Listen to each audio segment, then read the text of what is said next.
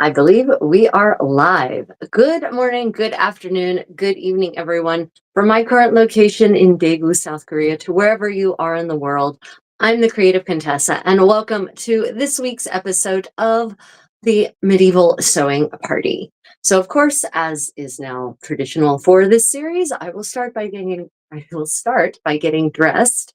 But very first, can everyone hear me? I would also like to apologize for the delay in starting. The kiddies decided to have a party with the electronics that connect the device on which I'm screening to the internet. And so I had to go and check out what was going on because I had no internet connection back here. Apparently they were chewing on the cables. Yay. So it's all fixed, but that did take unexpected time that I wasn't counting on having to take in order to just reach you wherever you are in the world. So sound check. Can everyone hear me? Am I coming through loud and clear? Great. Thank you, Takeda. Appreciate it. Yeah, the kitties were looking so adorable, and I never suspected in my wildest nightmares that they had completely disconnected me from the internet. Good morning, Mistress V. Thank you for joining me this morning. It's lovely to see you all back today. Okay, so I have finished, everyone. I have finally finished attaching the lacing rings to the opening, the below the waist opening of the skirts of my pink Gamora. And so I'm going to actually show you how I plan to lace this up because it's a technique that might not be obvious, and then I'll discuss why it is I'm doing that. But first off, of course, as part of the getting dressed tutorial, I am wearing a kamicha. This is one on which I recently redid the neckline. I one of these medieval sewing parties, actually. And I specifically redid the facing because the facing had all worn out, and I pulled it up to make it shorter here because it was so low that it wasn't actually protecting my gowns against my skin. So I fixed that, and so now we're all ready to go. Many of you have commented. For those who've heard this before, I apologize, but we do have new viewers. So many of you have commented about the shaping of this kamicha, and it is all just rectangles and triangles. So there's two rectangles, one front, one back, lengthwise. There is a square in the armpit, which actually is a pretty big square. I'd say it's about 5 inches. So what, 15-ish centimeters, right? A 15-ish centimeter square, 5 inches.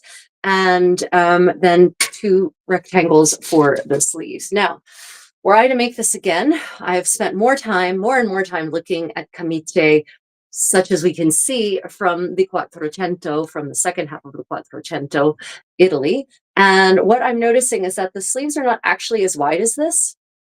They're more like about this wide, it would look like. And actually, I'm pretty certain I can still achieve really nice poof, even if the sleeves aren't crazy wide, and it'll probably make it more comfortable to have the fitted sleeves over top of it. Now, in Iberia, on the Iberian Peninsula, so the court of Castilla, Aragon, Navarro, right, in those courts, and Catalonia, they are still wearing, Portugal as well, they are still wearing this 15th centuries when the big fashion for big sleeves starts, but that's on the Iberian Peninsula, and that fashion for really big sleeves, the big sleeves, kind of gets brought over with the Aragonese princesses in Naples. Gets brought over to the court in Naples, which is Aragonese, and then the princesses who end up marrying into northern Italy, Eleonora and Beatrice, they're the ones who bring the fashion for really big camice sleeves with them. So my next one is going to have more modest sleeves, certainly not fitted, not tight, but a bit more modest. And I think that will make it overall more comfortable to wear under those tightly fitted Quattrocento sleeves. Okay, so any questions about the camicia? It is cartridge pleated into a band. And when I redid the neckline, I had to redo the cartridge pleating, which meant I had to take it all out and redo it entirely. That was a little soul sucking, but that's okay. That's how medieval clothing maintenance works. When you redo things, you have to undo all of those hand stitches. So I was feeling very authentic in that moment. Tim, nice to see you. Nice to see you back. Thank you for coming back again. I hope you enjoyed the kilt myth busting episode yesterday, which was, almost as much about showing what medieval Scottish clothing was for men as much as what it wasn't. Okay, so let's go ahead and move on to the next layer, the promised Gamora Camora, with its new lacing rings that go below the waist. Now, this goes on very easily over my head, and this dress, this layer, I can put on all by myself because the sleeves are not ridiculously complicated like they are in my green silk kota. You will get to see my green silk kota at Pennsic, and which starts in 10 days. Yeah, starts in 10 days. And I will definitely be doing live getting dressed from my beautiful 15th century glamping pavilion. So stay tuned for that fun.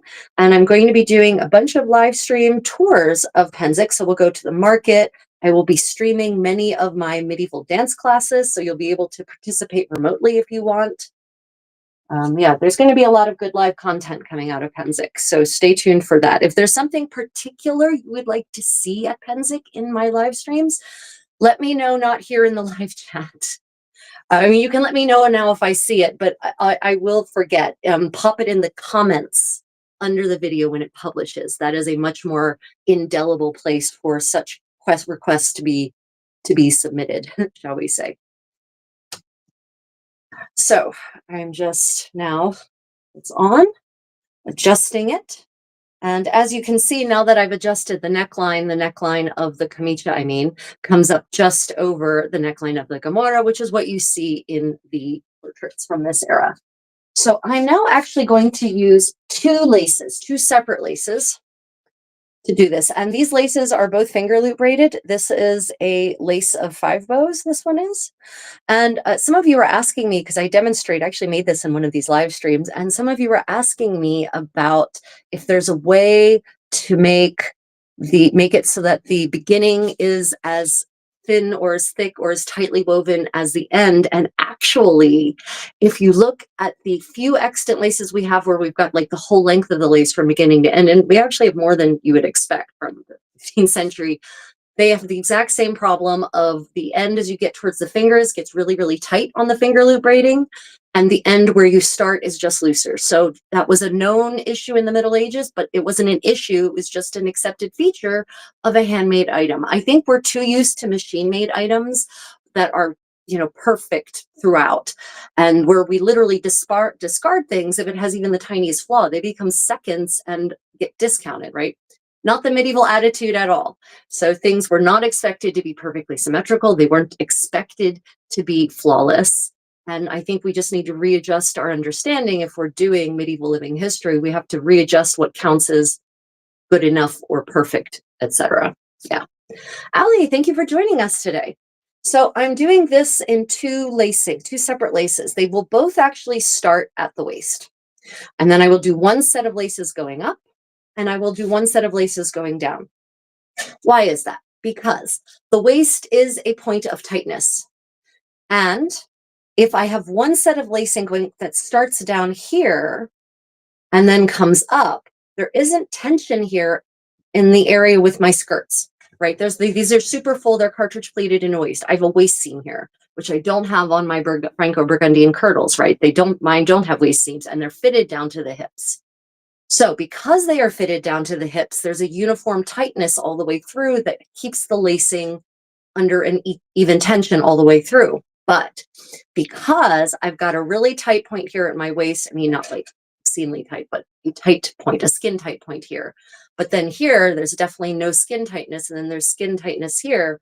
What will happen if I use just one lace is it's actually the tension on this part of the lacing is going to pull on the tension on this part of the lace and rutch this up. So to make sure that the tension here stops at my waist and the lack of tension here also stops at my waist, two separate laces, one going up, one going down. So that's what we're doing. In fact, everyone, you are getting to see the debut of the new lacing system on the Gamora, because I just finished these lacing rings yesterday during my live stream with Philip, my medieval myth busting live stream with Philip. So welcome to the debut of the new super fancy lacing system. And this is the first time I've ever done lacing like this on one of my Gamora or one of my Gamore. I've always been lazy. I've always lazed out and just basically, put laces from the waist up and just kind of let this little slit that's kind of there below the waist naturally fall shut. And usually if I go out and about outside of my pavilion or encampment or outside of my home, I wear an overlayer, a toppa or a um, jornea, so no one sees it anyway. But I've taken the next step, actually finally completely finished a gown. And so now you're going to get to see the lacing of top and bottom, the parable of the completely laced gown. So as always, I'm going to start, since I'm starting in the middle. Anytime I start in the middle, I generally go through the lacing holes or the lacing rings twice, not start in the middle. When I start my lacing on the bottom set of holes that are parallel, I go twice. I always go through twice just to make those two lacing holes or those two rings super secure so that there's extra stability in the tensioning throughout the lacing. It's not necessarily essential. It's just what I do. And then from there, I continue with the spiral. So let me see here. Just got to see which direction. Yeah, okay. Okay. Go through again. And then through one more time, or through the two holes, then through a third time. Pull that tight like so. And now come closer. Yeah, there's no reason for me to stand back for this point. And now pull that tight so that it meets like so. And now I'm going to continue the spiral. Oops, that was the lacing to go up. It's much longer. Okay, well, this is the lace going up, so I will go up. Yeah, so the one lace is longer than the other and more flexible than the other. So I've picked the more flexible, longer lace for the top hole since you need much more for this upper part. Okay, and now the spiral.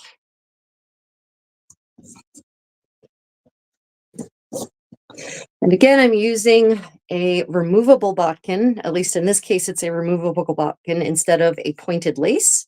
I'm hoping at Penzic hopefully there will be a class on how to point your own laces. And then I will actually go and take that class and get the materials and learn how to do it properly. And then I can point my own laces. In the meanwhile, I have this fantastic reproduction removable bodkin based on one that is found in one of Ghirlandaio's portraits of a lady in Gamora that looks very much like this one, actually. However, in that portrait, it doesn't look like it's a removable one. It actually looks like the lace has been braided right onto it, finger looped right onto the shape. So I do have that in mind as well to attempt. That's why I bought 5 of these when I bought them from the maker's name is Kate Ramsey on Etsy. No, she's not a channel sponsor. I do not get any kickbacks whatsoever for recommending her, but I'm really happy with her work. So if you're looking for a nice reproduction Florentine shape lacing bodkin, then Kate Ramsey on Etsy. Oh yeah, sorry, let me quick question about the red Gamora. Is that one linen or wool? This is wool. And this wool has a fun story. The wool of this Gamora was supposed to be fire engine red. It was supposed to be Kermes red, crimson, as the word came to be called. And I bought it to make a cloak for one of my stepsons. He wanted a red cloak. And then it arrived in this beautiful salmon pink. And I thought, oh, yeah, not going to be a cloak for my stepson, huh? So yeah, hence this. It is a twill wool. And if you're interested in this gown and how I made it, there's a full 2-hour project blog on making this gown from beginning to end, hand sewn entirely, with stitches explained and demonstrated, techniques explained and demonstrated, lessons learned, explained and expounded. And then the project blog caps off with a getting dressed in this Gamora with all the layers and the hair. So if you want to learn more about this exact gown, you can check that out on my YouTube channel. It's about, yeah, like I said, it's about 2 hours total.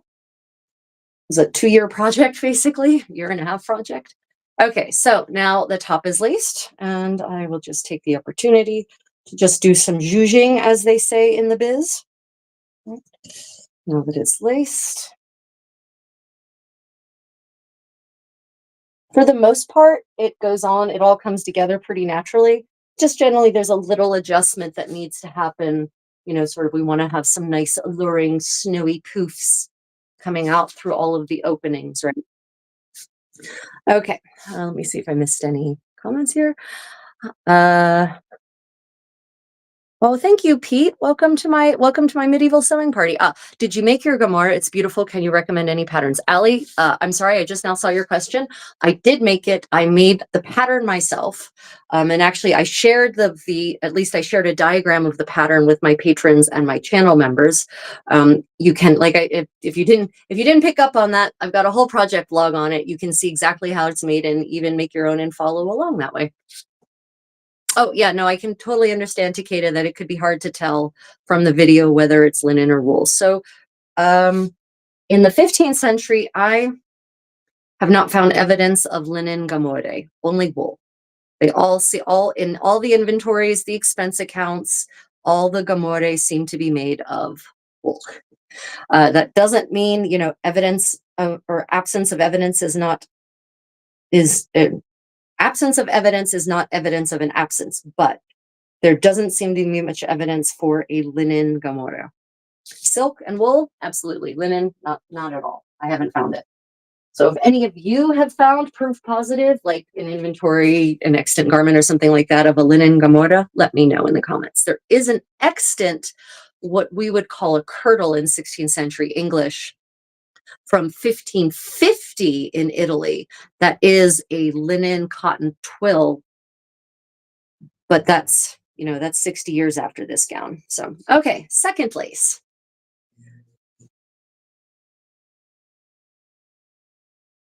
And the lacing, because the first lace I used is very thick, it is getting a little tight in here, but that's okay. As it turns out, using a thick lace and a thin lace is okay. Now, some of you, I don't know if it's actually, I can get close enough without doing weird things with my body. Get close enough to the camera to show you my little half hitch knot. So when I want to do quick and easy unlacing, I just do a little half hitch knot. That's a quick release. And then I can easily just pull the tail on that quick release and then pull the lacing out, even if the lacing has a chape on the end. You unlace it from the bottom rather than from the top.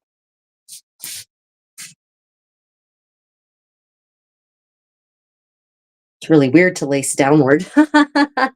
But there's visual evidence of downward lacing.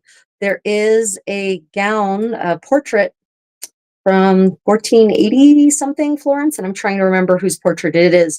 But if you look at the top lacing rings on her Gamora, you can see that there's a knot on the end of the ribbon and no chape. And so it looks like she actually started at the top and worked her way down, rather than the other way around. And some of you have asked me about crisscross lacing, like you see in Renaissance fair bodices and whatnot. I don't have any evidence of that in the 15th century or earlier. It all seems to be spiral lacing or the worst of the lacings, ladder lacing.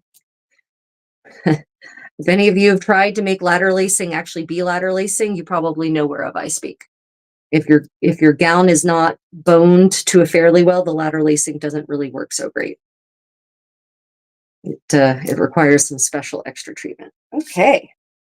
And as you see, actually, the way these lacing rings ended up working on the bottom, because there's it's a full skirts here, they meet entirely, basically like as though it were sewn together. And there's a portrait of a Florentine woman from about 15 or 1460, and her cota, because it's a cota, it's made of very nice, very splendid fabrics. Her cota is actually it has lacing rings on the outside, and they're placed so closely together that it is literally like sewing it shut using whip stitches and lacing rings instead of thread and needle. That's how closely together her lacing rings are placed. There must be 200 lacing rings on the opening of her gown from the bodice, because it's a high neck gown, from the bodice or the top of the bodice all the way to the opening somewhere around her hips. Yeah, there's like probably 200 lacing rings on this thing. 100 on each side. It's remarkable. I mean, talk about not wanting a gap. Oh, here we go. Speaking of the gap, there is just a little half-inch opening here at the bottom of the slit through which I can tuck the excess. It would have been much easier if I'd kept the lacing ring on this to poke it through. And there we go. All laced.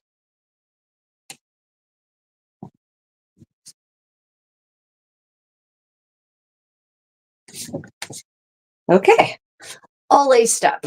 Basically completely closed now here below. And look, you've got that the nice bling effect of the still shiny pewter, right? And I really like that. I definitely like the look of that. That really adds a little something more interesting visually on the skirt area. Yeah, it's a lot of lacing. I know, Takeda. That's a lot of lacing. My God. Okay, so now we move on to the sleeves. So on this sleeve, I think I'm all still laced up. So all I have to do is pull that tight like that. But I want to actually put it off. And this is certainly easier with a human to help you. And honestly, in the 15th century, a woman dressing like this would never have been alone. And I don't even mean, at the level of aristocracy. I mean at all. She would have had, sorry, she would have had either family with her, or she would have had maid servants with her, damsels with her. She would not have been alone. People did not live alone in the 15th century, no matter their rank and station. People who lived alone were viewed with suspicion and generally lived literally on the margins of society, or they were hermits, and then that's a special class of human. So, everyone says, well, how would they do that how would they get dressed like that? How would they do their hair like that? They didn't. They had someone to help them. But I have only my feline overlords here, and I think we all know how useless they are at this particular function, or pretty much anything other than being cute and destructive.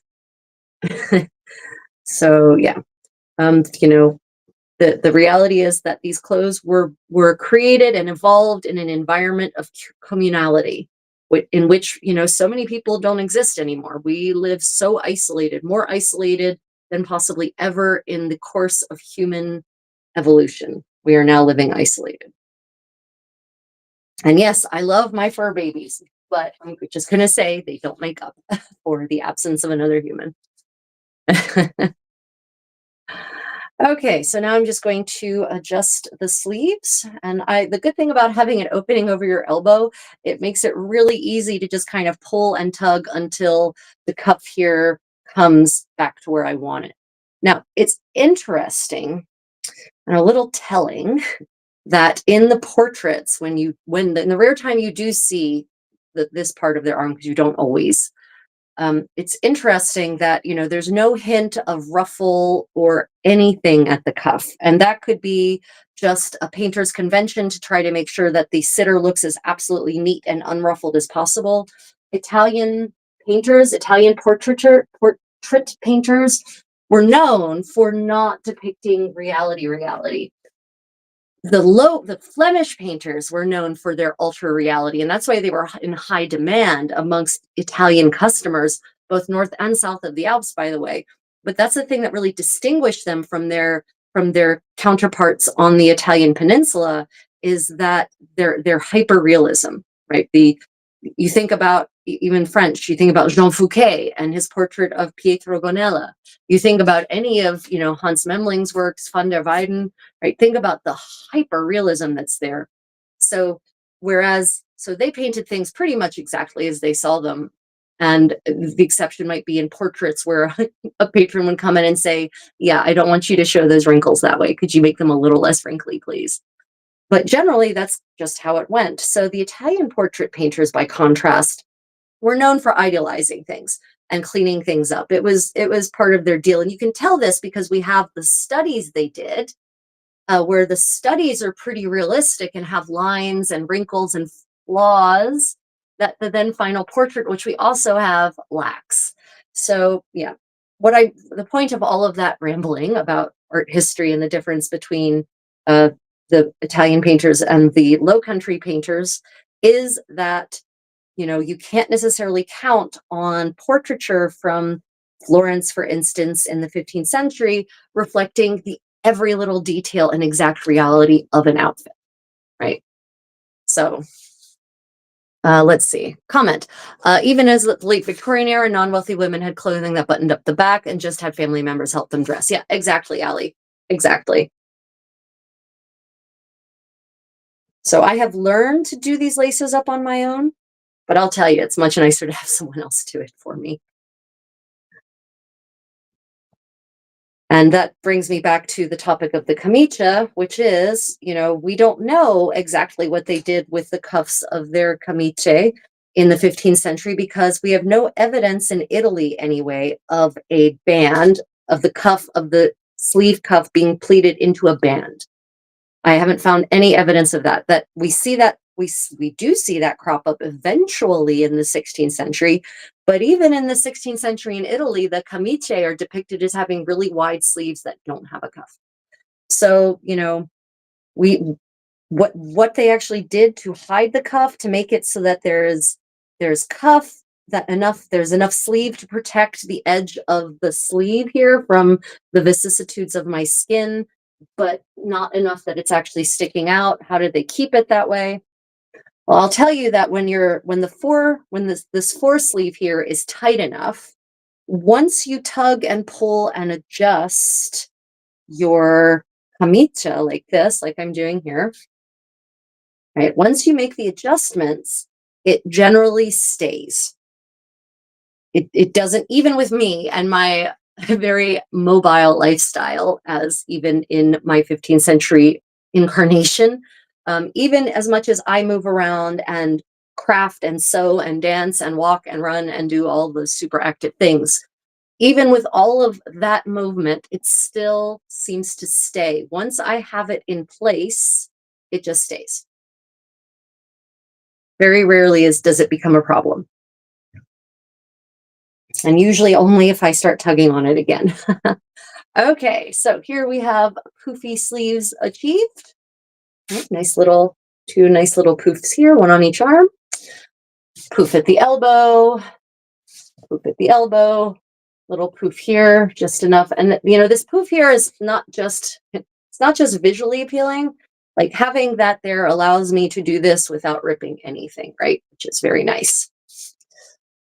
Okay, catch up. Are you French? No, I am not French.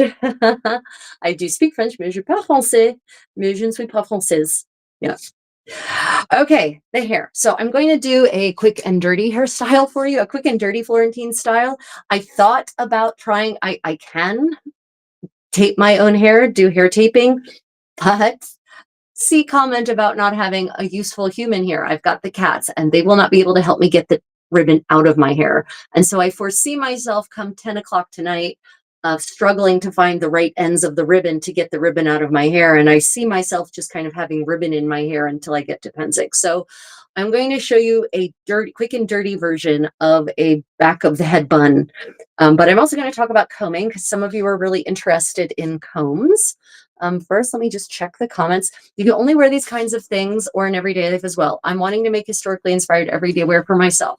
So, Allie, I didn't used to wear these kinds of things every day, but here's the reality of my life. By the time I get to this live stream, I've already changed clothes thrice. So I wear something to go and take a morning walk, then I change into workout clothes to do like a kickboxing workout or something, and then I change into this. So by the time I'm on costume change 3 for the day, I'm done. So this is how I'm going to be dressed for the rest of the day. And yes, I go out just like this. I go shopping, I go for walks, I meet people at cafes, for drinks, I go to meetings, I do whatever. And here in South Korea, the Koreans love it. And so I get really great feedback from it. Little girls love seeing the princess. They like to have their picture taken with me. So yeah, I spend a lot of my days now dressed in various layers of 15th century clothing. It's not a statement. It's I don't want to change clothes yet again. But what this shows is that, and I have done kickboxing workouts in this dress also, actually. What this shows is that these clothes are practical, that you can do everything. I cook in them, I wash dishes in them, I take trash out, I clean up after my feline overlords, I go grocery shopping, come home with bags because I don't have a car and I carry everything. I can carry things up the stairs, right? And there's all coping techniques on how to work with clothes like this. So yeah, I do dress like this on a regular basis. And this is kind of, yeah, it's become my daily wear, though not necessarily because that's what I intended to have happen. Yeah. Oh, you think I look like a normal? Merci bien. Mais non. Cat sentient but lacking opposable thumbs. Yeah, exactly, Alpha. Sentient and devious. Okay, so this is a replica medieval comb, a very simple one because there's very fancy ones, right? The love token ones have all this amazing carving on them, and there's extant love token combs. You can see if you go to my video on medieval. There's one where I definitely, oh, must-haves for the modern medievalist. If you check out my series, must-haves for the modern medievalist on my YouTube channel, I've got long format videos there where I talk about replica medieval items that I use in my daily life instead of their modern version. So if I have the medieval version, I don't even bother with the modern version. I just use the medieval version. And I talk about medieval combs and their functions and show you lots of great imagery of extant medieval combs. So must-haves for the modern medievalist. Also, I think it's termed something about sustainable living through medieval practices or something like that on my YouTube channel. Anyway, so we have two sides to this comb. You've got the wide tines and you've got the narrow tines, and I use both. The wide tines are used for detangling, and then on me anyway, the fine tines are used to distribute the natural oils from my scalp along the shaft of my hair all the way down. So it's a kind of natural conditioning and natural cleansing because it will catch all the little detritus that accumulates in the air, also pollution from, car brakes and whatnot. So it's used both sides. And medievally, that would have been true as well, except there would have been an added use for the small tines. And the small tines would have been used for delousing your hair. Yeah, so I don't have that problem, thankfully. But medieval people very frequently did. And not just medieval people, like in the pre-modern world, almost every human that lived in civilization in tight groups ended up struggling with lice or something similar, fleas, lice, you name it. The ancient Egyptians just shaved their heads and wore wigs to get, and various, not just ancient Egyptians, various civilizations throughout history have taken that approach. They just get rid of their own hair and just wear wigs, and then they don't have to worry about the discomfort and or pain caused by lice. But as you see, I guess I should have started with the it's really easy to use a comb. I know people have been trained, modern Westerners especially, have been trained to believe that combs are bad for your hair and that you should use a brush. Not true. Not true at all. And I would say I have medium thick hair. I don't have thick hair. I don't have really thin hair either, and it's naturally curly. So, it does tend to knot on itself a bit. But even still, this is no problem. And I think you can see, hopefully, maybe you can see a little bit in the natural light in my studio here. You can see how shiny my hair gets when I use this comb. And then I'll show you the detritus that it cleans out of my hair. And my technique is to really take the tines and actually scrape them along my scalp. So not just get the hair, but really get the scalp. And that helps clean your scalp as well. Right? People often ask me, well, what kind of shampoo did they use? Well, one, they didn't have to shampoo so often. They didn't have to wash their hair with a saponified substance so often because they weren't washing their hair so often, so their scalps weren't producing lots of grease. When they did wash it, then they had a washing water made from lye, actually, but also because they didn't have to use a saponified substance to wash their hair so often, because these combs really do a good job of keeping your hair pretty clean. And if you stop using soap to wash your hair regularly, eventually your scalp will rebalance itself. If you're one of those wash your hair every day kind of people, the skin of your scalp is desperately trying to compensate for that loss of natural oils. And it might take a couple of months to rebalance, but eventually it will, for the most part. Let me see. Dreadful, just like bed bugs, I guess. Yeah, exactly, Alpha. I want one for my hair. Good to see you. Really regular. Thank you for joining us. Allie says, it's hard for me to use a comb. I know historically they were vastly more common. I don't know, maybe there's a technique that I'm missing. Allie, what kind of hair do you have? Like, is it really curly? So the thing is, so I kind of cheated a little bit. Like literally, I combed my hair last night and put it in braids, and I just took it out of the braids. So my hair hasn't had a chance to do anything yet to develop knots. So let me show you what my technique would be for if I were working with knotty hair, like if I'd actually had my hair down all day. So I start here at the very bottom, and I just start with the tips, right?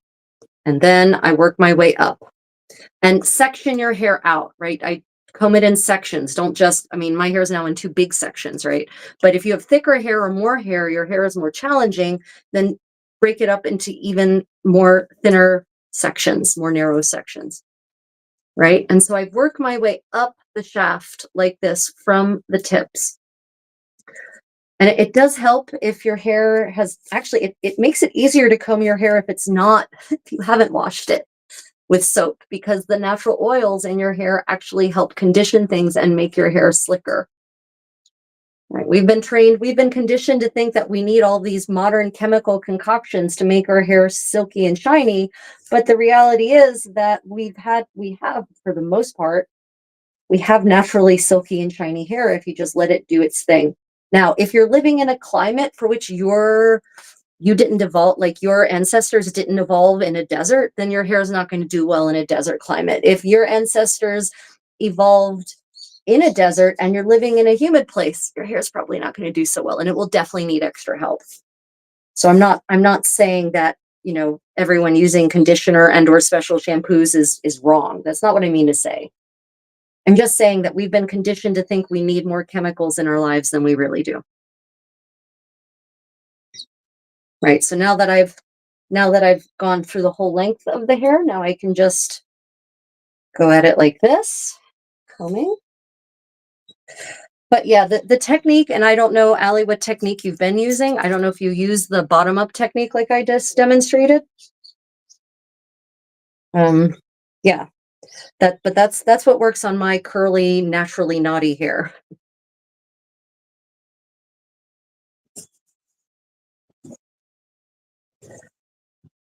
Okay, so now that it's all combed, so the next section, so I'm going to do a sort of Florentine style today. My hair is wavy, but less wavy than yours. Yeah, right now my hair is wavy because it's not very humid. If I were to fall into Thailand, like Bangkok, right now my hair would curl up. Humidity. Actually, my hair loves condition to make it silky and shiny with chemicals. Yeah, Elena. My hair is a barometer, so the more humid it is, the more curly it gets, to the point where I will eventually get Shirley Temple curls. So I always know exactly how humid it is based on how happy my hair is. And my hair is happiest, honestly, in full humidity. Proof that I grew up in the swamps of Delaware. Okay. So here it is, all shiny and combed out. And now, wait, do you have birds? Birds? Birds. No.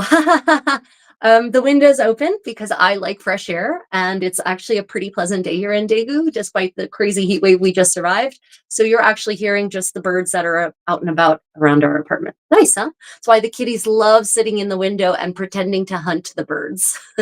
Because they can hear them, they can see them, they can chirp at them. It's like the best lazy hunting in the world.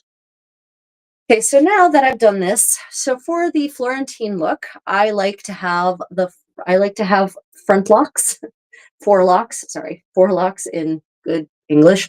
And so normally, if someone else does this for me. So basically what I'm going to do is I'm going to take my comb. Actually, I can use the comb for this because it's got these nice edges. Right. So that's the other thing. These combs can actually then function as a multi-purpose tool, as the thing that helps you divide your hair. Right. So I'm just going to take, but first, I'm doing this on my own. I'm going to make sure my silk ribbon is actually available. This is actually from dead stock gross grain silk ribbon that I've got off of eBay from a notions company that shut down 80 years ago, and they found their dead stock in a storage unit. So it's vintage silk gross grain on a cotton warp. which you can almost not get anymore. Almost all silk gross grain ribbon that you get now is like a silk rayon blend on polyester. So I was pretty happy to find this on eBay. So it's pretty close to the kind of narrow wears they would have had.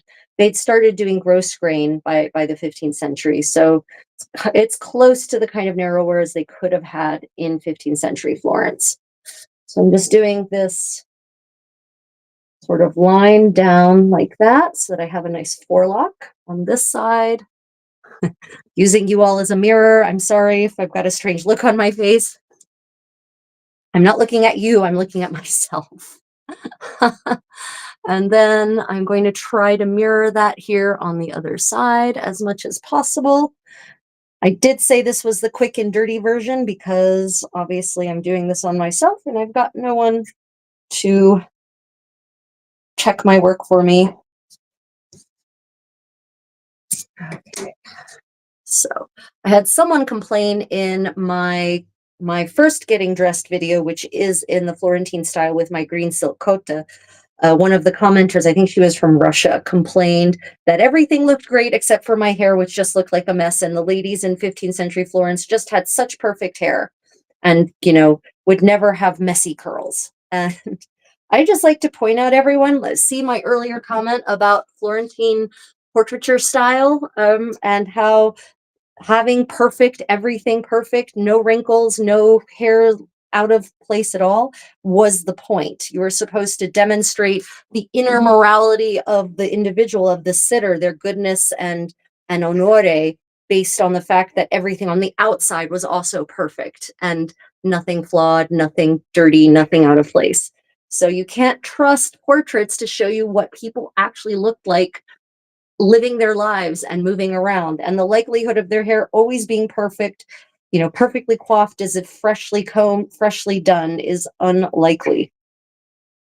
In any case, my hair, especially being very responsive to changes in humidity, would never cooperate. Okay, so fringe looks good enough to me. Okay, you can see the line, kind of the diagonal line, and there's different ways to do the fringe for the 15th century Florentine hair. They actually, if you look enough portraits as I have, you're going to see portraits where they take some of the hair straight from here, where they have this diagonal line, where they don't have a diagonal line, where the fringe goes way far back, right? So there's different styles of fringe, even in Florence in the 1470s to the 1490s, or even within the same period. Okay, so if I cared enough, which I don't at this point, I would actually take my comb and comb this all neatly into a ponytail, but I don't. Oh my goodness. Okay. Let me see. I'm wanting to change over to natural fibers as much as I can, but don't have a sewing machine or clothes or clothes money, so it goes slowly. Oh, you mean in your, Elena, you mean in your day-to-day life? Yeah. So, if you're interested in getting a sewing machine, and a good one, I can recommend going to antique stores, and looking for the foot treadled ones, because a lot of antique stores are selling them for cheaply because no one wants them. And they come complete with the cabinet, and they often have the band still, and they often still work. So that could be a good place to find an inexpensive but really practical, simple to use sewing machine. Just check them. I have a barometer in my brain. Oof, it hurts if the pressure is low. uh, okay, so here is what I do for a nicer ribbon. Oh well, here's what I do. I take this in half like this. So I've made the ribbon put it half on itself. Okay, and then I wrap the whole thing around both ends, and then I tuck those two tails through the bent end so that it's like a kind of loop, and pull that tight. Now this is the quick and dirty one, and I recently had a revelation about how this probably should really be done, this hairstyle. So stay tuned for that from Penzic, where I'll show you what my new theory on the hair is. Okay, so now I'm just going to take these two tails and counter wrap them around and around a couple of times here.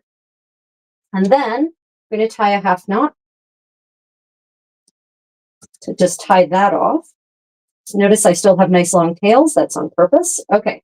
And now, remember, this is my quick and dirty self bun, not the actual proper nice taped snail. Then I take the tail. I guess I could actually recomb it now that I've made it all a little bit messy. It'll make it easier to work with if I recomb it.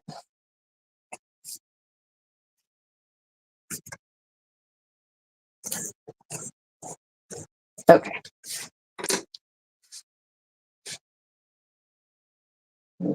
Now, okay. I'm going to just twist this around. Twist it, twist it, twist it, twist it, twist it. And then I will use the tension from the twist to actually kind of allow the tail to wrap it around itself. And then I'm just going to take this little tail there, the little tail of hair, and then I'm going to wrap the tails of the ribbon around the base of the bun, counter wrap them so one goes one direction, one tail goes the other direction, and then tie it off. And this is a quick and dirty bun. It is not historically based on anything. It's using historical materials, and it's enough to get the hair up and off of the back of my head so that I have actually some kind of the right look from the front. So that's my quick and dirty self-do for 15th century Florentine. Yeah. Okay, so last little piece. I'm just going to put on a nice little piece of bling to pretty up the ensemble. This is one of the armor and castings pendants that can either be pinned onto your clothing or pinned onto your hat. I did a whole little video on that if you want to see your options, and it can also be worn as a nice little necklace with a pendant. And actually, I've just put it on a really, really thick silk thread, basically like buttonhole twist thread. So yeah, that's how we're putting this on. Just checking the comments. Okay, so for putting this on myself, I have a technique as well. And so I actually started looking at I've been looking at portraits for years and years and years, but 15th century ladies' portraits. And as I was looking for something else, I noticed something. Sometimes when you see that they have a pendant around their neck and it's tied, it is indeed suspended by such a thin string as this. You actually see the little half bow on the front. So you can tell that they've tied a little half bow, just like the one I'm doing, basically. And you can actually see it like here, just like this. So I'm just going to leave that there like this. Okay. I just made a necklace chain with kumihino, but I need a magnetic closure. Yeah, so I figured out that I could do this half hitch and I can actually undo it pretty easily. Okay, so we are all dressed and ready for some sewing. Today's sewing party outfit, messy bun in the back, or quick and dirty bun in the back. I actually have no idea how messy it is because I can't see it. It feels kind of okay though. And voila. I could put a belt on next, but I didn't bring a belt. So I've got a couple of things I'm going to be working on today, and I've got some fun things to talk about while we sew together because one of the books that I'll be presenting in more detail at the book corner, a medieval home companion.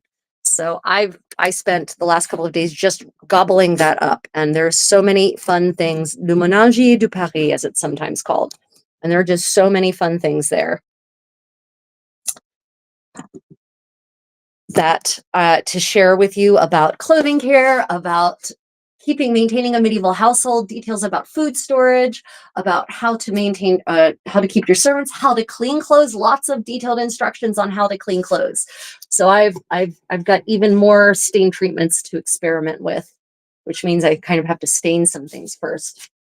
But in terms of what I'm going to be sewing today, so many of you know and love this kirtle, right? But I have loved this kirtle way too much. So unfortunately, what that means is, sorry, so I readjust you for the next portion of our time together. So what this means, unfortunately, is that it has started to literally wear out. Look, you can see the lining. And I can feel that the fabric is getting thin. So it's not just a rip because it's a rip because the fabric is really wearing out. So I need to reinforce some parts. And the same thing is happening on the other side as well. You just can't see it as much. Thankfully, I do have bunches of scraps of this exact linen just lying about, as one does have in one's cabbage. And so I can make patches. And it's really interesting feeling the difference between the linen when it was new, basically, because, I didn't really use this for anything. It's just a cutoff. And the linen after it's been worn for 12 years, laundered in washing machines, danced hundreds of miles in, etc. So the difference between the two is pretty interesting. Okay. Oh, some people asked me about, how to achieve curl in the fringe, and I guess I didn't talk about that. Once I get set up in sewing, I'll talk about my research into how to achieve curls in your forelocks if you don't have natural Shirley Temple curls. So what is everyone else working on today? I'm basically at the point in preparing for Penzic where I don't really have time necessarily to start a new project, but I need to, because I need to focus on doing all of the repair work on my clothes for the 2 weeks that I'm going to be wearing them. Because one of the big things about being a practitioner of medieval living history is that you wear your clothes like they're real, and then they wear out like you're really wearing them, and then you have to repair them. So, it's like having a horse, right? Like you love riding the horse, but do you enjoy the stable maintenance and mucking stalls and calling the vet and all of that sort of stuff? So, you can love riding, but also not love the maintenance part of it. I actually do love both parts. So that was maybe a bad example for me, but medieval living history, we love making things, but unfortunately, when you make the clothes and then you wear the clothes, you have to repair the clothes. And your creative energies therefore go into repairing as often as they go into making new things. Just bring you all closer. Yeah, so.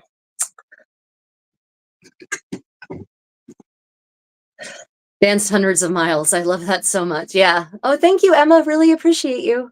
Yeah, I have literally danced hundreds of miles in my clothes. My clothes have suffered. My clothes have also flown tens of thousands, if not hundreds of thousands of miles at this point, my medieval clothes. So the first one I'm going to attack, the first wear down point is going to be maybe not on this seam.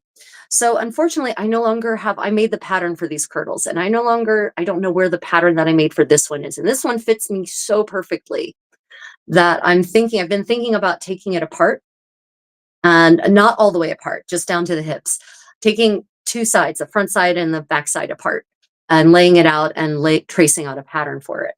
If I fix that seam though, I'm going to be binding it basically with this patch. So maybe I'm going to go to the other side here where the tear is actually in the back and not on a seam. Yeah, I think that's the plan for that. For that though, I'm going to need a bigger patch.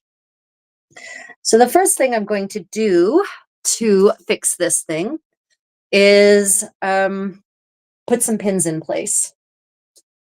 Where's my poof? Kitties, where's my poof?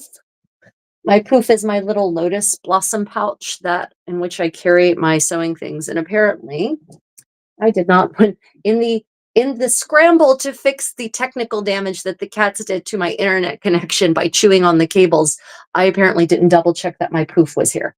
Okay. Let me think where the poof is, and I'll just quickly dash out. I'll bring you guys with me. Okay, everyone, we're about to go on a quick walk through the apartment. No judging.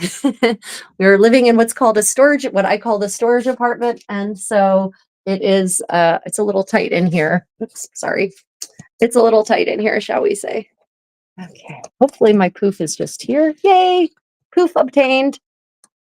Library books for entertainment value. Some of my traditional Korean art painted on rice paper mounted on silk. Okay, there we go. Not as tragic as it could have been. We are back.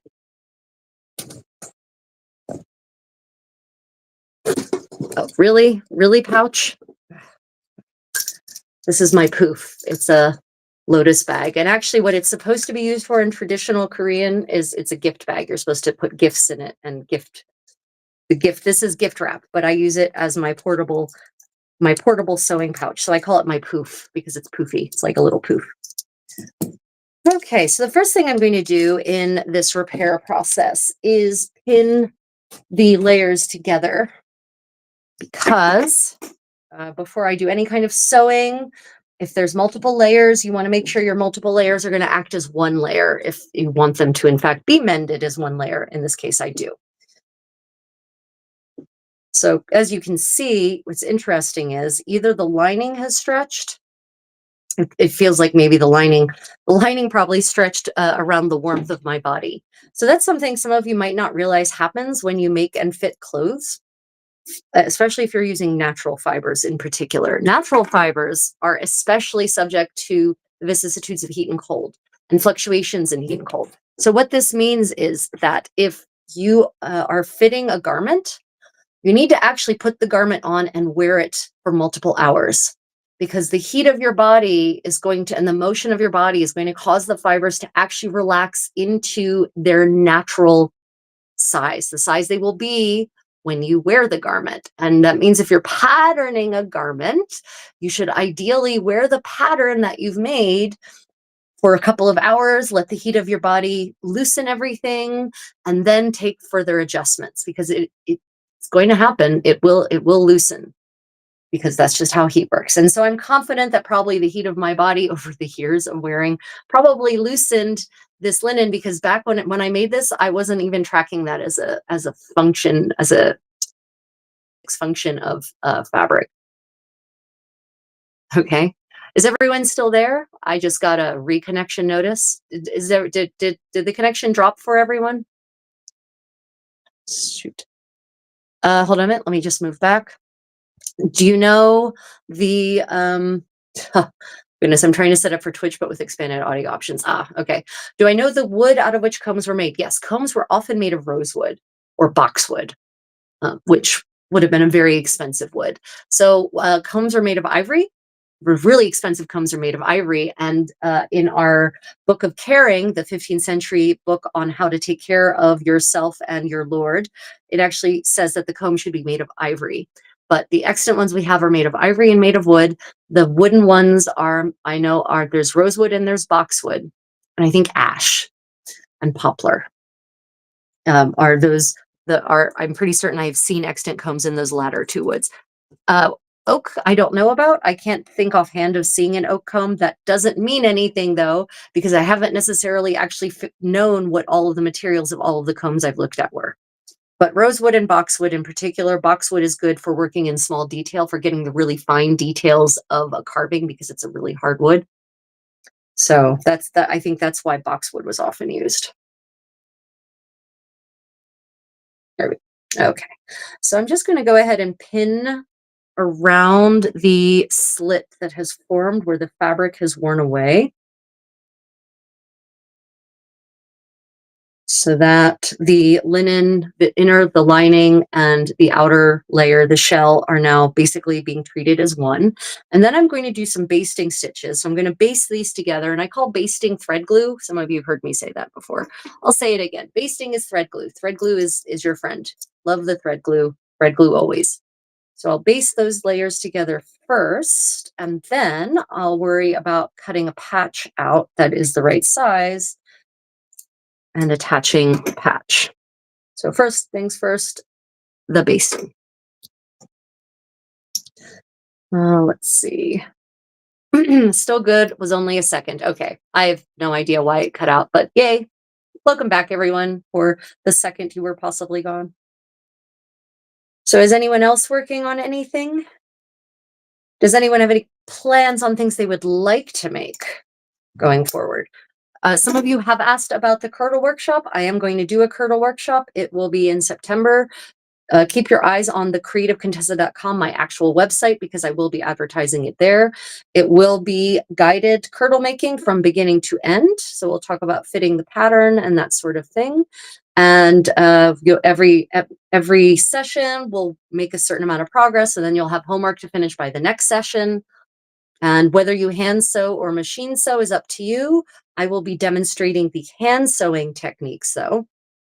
I understand though that long seams can take a really long time. So, if you use machine to make your kirtle in my workshop, that's fine. I I'm not going to tell you not to. And yeah, so that'll be September. It will probably be a 6 session workshop. The sessions will be recorded. So if you miss a session or you need to go back and review, that won't be a problem. Okay, so let me see. Ash is bowyer wood too. Seems like it would work. Yeah, yeah. Ash. I think I have an ash comb. It's pretty nice. Okay, so basting, and basting stitches. There are different kinds of basting stitches. Uh, there's some fancier than others, actually, especially in modern traditional Korean sewing. But in essence, basting stitches are long, loose stitches, the goal of which is to just hold things in place. And for the most part, basting stitches are meant to be removed once you have finalized the thing. That's why I say for the most part. I'm learning in traditional Korean sewing, which is actually in many ways was imported from Japan during the colonial era. I learned that from a Korean fashion history expert, by the way, that they don't actually remove the basting stitches, but the basting stitches are done in such a way as to be invisible. At least invisible from the top. From below, you can see them, but then they're done neatly so that if you do look on the inside, you still have neat stitches, as one does. Let's see. I am building a corseted vest. Nice, Mistress V. Leather, fabric, silk, something else, some other more interesting, innovative material, perhaps. Yeah, that sounds great. That sounds fantastic. I love corsets. They're so comfy.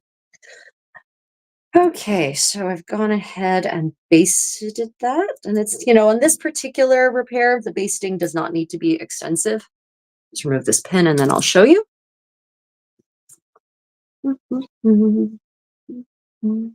See, maybe just this little line of stitching around that slit. Okay, so now that I can rely on this, what I see here being, one layer, next step is to cut a patch that will appropriately cover that. And in cutting a patch, there's a couple of things you need to figure out, or you need to define at least in advance. You need to determine in advance. One is, how are you going to finish the edges of your patch? Are you going to turn the edges of your patch under so it's nice, neat, and no loose threads at all? Are you going to leave the patch open and then do a blanket stitch or a buttonhole stitch or something to finish the edges? That's what I now have to think about myself. So I haven't actually decided. I'm looking at where it is, where your patch is, that really matters. So for instance, if the patch were going to be in a place where maybe my arm would come into contact with that area a lot, then maybe you don't want a really thick, heavy patch. Maybe you don't want ends that turn over because that might create extra bulk from that turned under seam. Maybe you want something thinner so that it doesn't create the extra density, thickness, in which case then you're not going to want a patch that turns under. However, this patch is actually in the back. So this is right behind the arm's eye, but it's on my back, right? Here's the neckline back. Here's the sleeve, the short sleeve. And so it's actually on the back, center back, not on the sleeve and not under the sleeve. And it's in an area that literally never comes into contact with anything else. So I think in that case, I am going to go ahead and do turned under edges. I think especially because this linen is not that bulky. I mean, it's linen, so it's not as bulky as things could be. Eka, welcome. Thank you for joining us today. Leather corset. That's pretty neat. Or again, hence the word building a corset. I mean, even if you're working in fabric, it's still building a corset, but I feel like leather actually definitely adds an extra dimension to the construction. So let's see if I've got this area I'd like to use more or less. Okay, so I don't necessarily want this patch to go over the sleeve because the sleeve doesn't seem to be wearing, but also I don't want to, this is another thing you have to consider about your patches, are seams. Whether a seam that is nearby is structural or if it's just a seam that was put in to hold, multiple pieces of fabric together to make the right width. In this case, the round arm's eye seam is definitely functional. And I need that round seam to work like a round seam, so I don't want something bound across it like a patch. So I'm going to need to make certain that the patch does not cross over my sleeve seam, my arm's eye. Thank you for the knowledge. I'm starting back in a small sewing stuff. Sheena, thank you for joining. I really hope that you can find inspiration and practical lessons here in our medieval sewing parties. Questions? I started an alteration project making a weighted hoodie from a thick zip-up hoodie I have. Oh, nice. Elena, is that for comfort purposes? I myself at night, I need to have something like heavy on my torso so I feel safe. For instance, would nobility, question from Eke, darn it.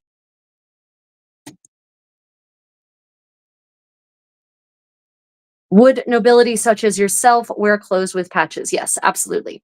And we know this because so that is a good question. Thank you, Eke. Would nobility, ladies such as myself, have worn clothing with patches? Absolutely. And we know this because we have the repair bills.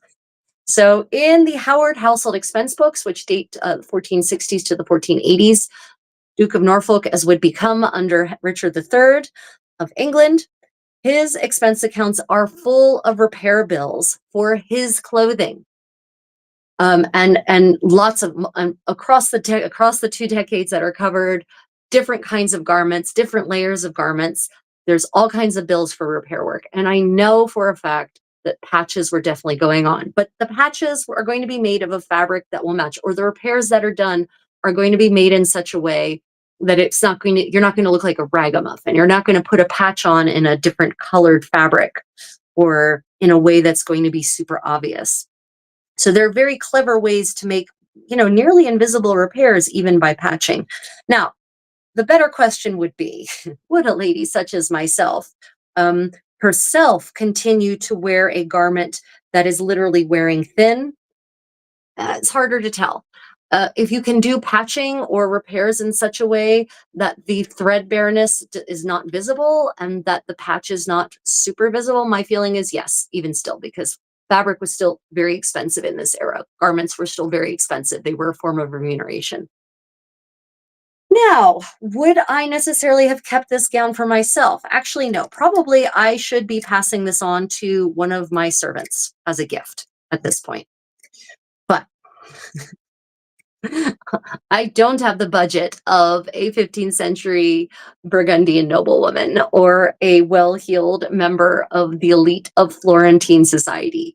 And I need to be able to wear this come Pennsic in a week and a half. So the reality is that, yes, I will absolutely be wearing this patched gown.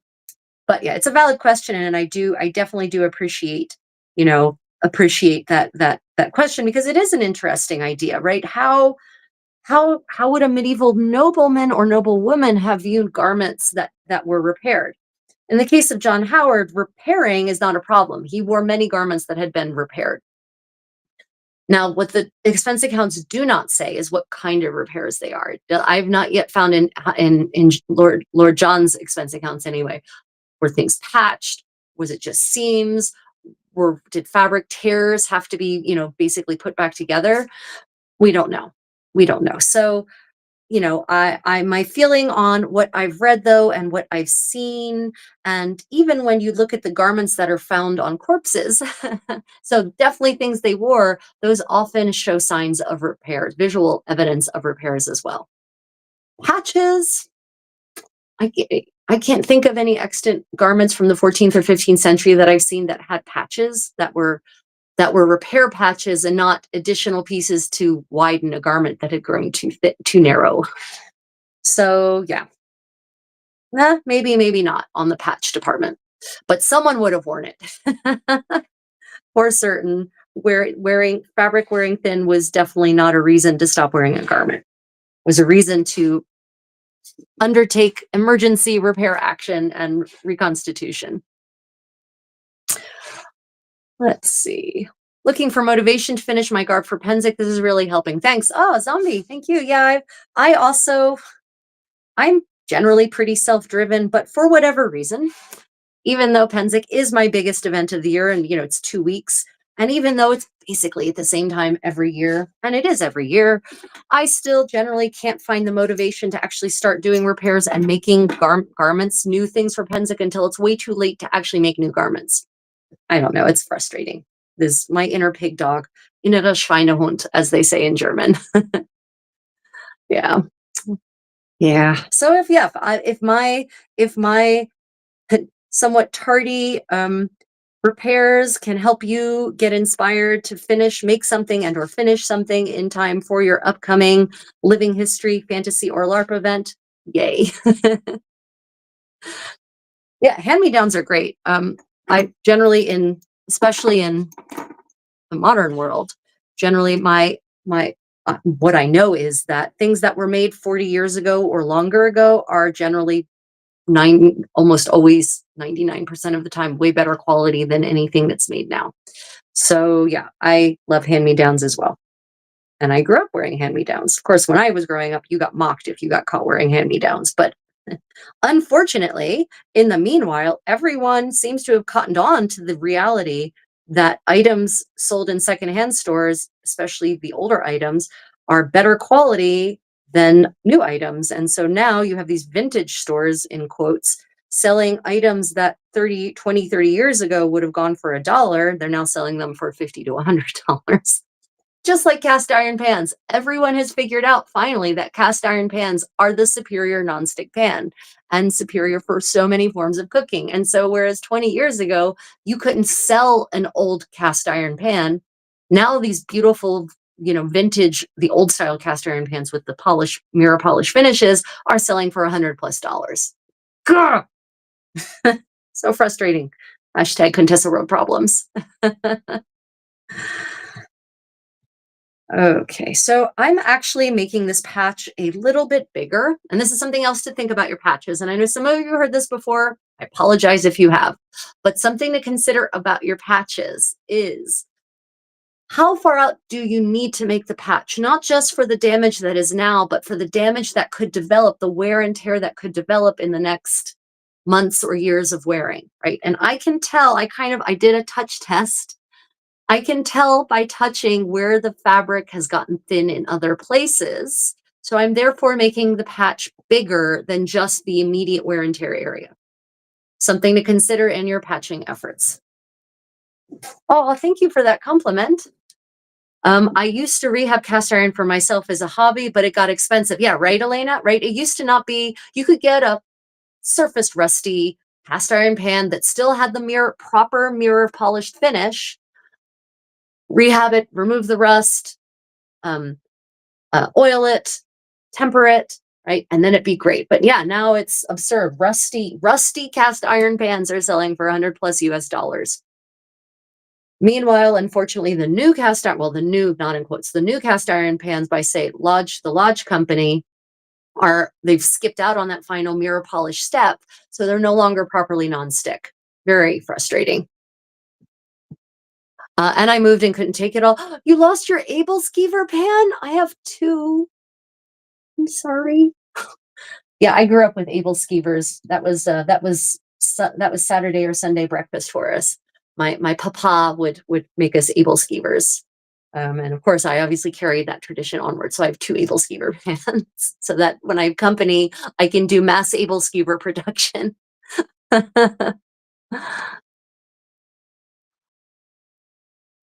Oh, wait, no, sorry. I didn't mean to show your message. This stupid freaking. I love old kitchens. They were so much more thought out. My dream kitchen. Yeah, old kitchens are great. They really are. Chimi, what is it, baby? Come on. Come on. Come on. One of my feline overlords does not like the grain-free deluxe cat food I got them from the pet store the other day. So he's making that known. Come on. Come on, baby. Come on. Everyone wants to see you. Come on. Come on. Come on. Oh, Chimi, I don't have time for this. Welcome to my life. So I'm just turning under these edges in such a way that will be a nice, neat patch. Now, something that has happened over the years, Chimi. This is my Chimi. It's one of my rescue kitties, one of my Korean rescue kitties. Okay, baby.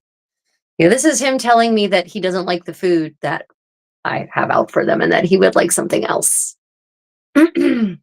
Right, Elena, yeah, right, you can smooth the lodge flat with power tools, exactly, but that's like an extra then I have to finish processing making the damn pan. It's so annoying.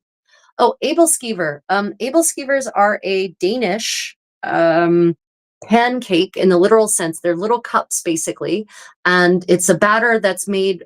It's not. It's leavened with egg whites instead of with chemical leavener, and it's kind of a rich pancake. And then you put like jam or fruit inside of it, and you basically griddle cook it in this cast iron Abelskever griddle. So you cook it half, fill it up, put the filling in, put the batter in, put the filling in, let it cook halfway, then use a fork to quickly flip it, then it cooks on the other side, and then you end up with these cute little like ball-like pancake-ish things with yummy filling on the inside. Taste really good with honey or more butter or maple syrup or more honey or on their own, honestly. Yeah. I love all cats. My last words will probably be here, kitty, kitty, kitty. Somebody did a video on that, but the name escapes me. Yeah, well met, furry overlord. Exactly. Chimi, I'm trying to sew here. I can't pet you and sew. Come on, cut me a break. Yeah, that's what he thinks about cutting me a break. There will be no break for me. No break for the human overlord or the human servitor. Chimi was our hard case. Some of you have heard his origin story. He and his brother Tommy, who's somewhere sleeping, were from the same litter. Their mother was killed by a car, and so they were raised in foster homes, and then I adopted them. Unfortunately, Chimi's first foster family did not know how to handle feral kittens, and because he was hissing and growling, which feral kittens do, they just left him alone in his little room. I mean, they didn't like lock him there and walk away. They fed him and they changed his litter box and water, but they didn't interact with him. And so when we adopted him, he was a hissing, spitting, angry kitty. So, that he's nice and sweet like this is it's really heartwarming for me. He's my most lap kitty of the three that we have here. Ach, Hallöchen, Daryl. Also, bist du Deutsch oder Amerikaner oder sonst was? Okay, yeah. See, Chimi didn't want to actually sit on my lap. He wanted me to pay him attention and give him new food. Thus, realizing that there will be no other food forthcoming, he wandereth off to find something else to destroy and get my attention. Miriam, thank you. Are you? I'm doing really well. I'm having a lovely morning here in South Korea with everyone, fixing my garments in preparation for a 2-week medievalist festival, medieval recreation festival. I never know how to define Penzik. It's basically like medieval Burning Man is maybe the best way to define Penzik, a medievaloid Burning Man. Ja. Halb Deutsch, halb Amerikaner. Ach ja, ich bin ja völlig Amerikaner, aber but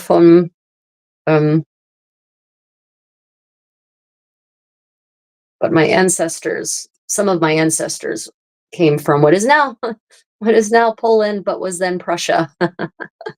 Definitely of the German type, not the Polish type. Back when it was very much German speaking. Oh, from the Netherlands, Miriam, lovely to see you from there. Middle of the night, a bit of a night owl, perhaps. Thank you all for joining. I guess I've now hit the night owl crew. Okay, so I have now pinned this patch. You can see the patch, and you can see the different colors. So the garment, this is exactly the same linen, from the exact same bolt, but this garment has been exposed to everything for 12 years, whereas this linen has sat in my cabbage storage for years, waiting to be used for just such an occasion. So the color, the difference in shades is noticeable, but that's okay. In this case, I just want to make this kirtle, my favoritist kirtle, last as long as possible. Yeah. So that is the goal. So I've got some exciting books to share with you all today in our book corner. As some of you know, if you're new to my live stream, welcome. This is my weekly medieval sewing party show. Please hit that thumbs up, that like, and if you're on a mobile device, tap the screen twice and it will make it like a like and subscribe.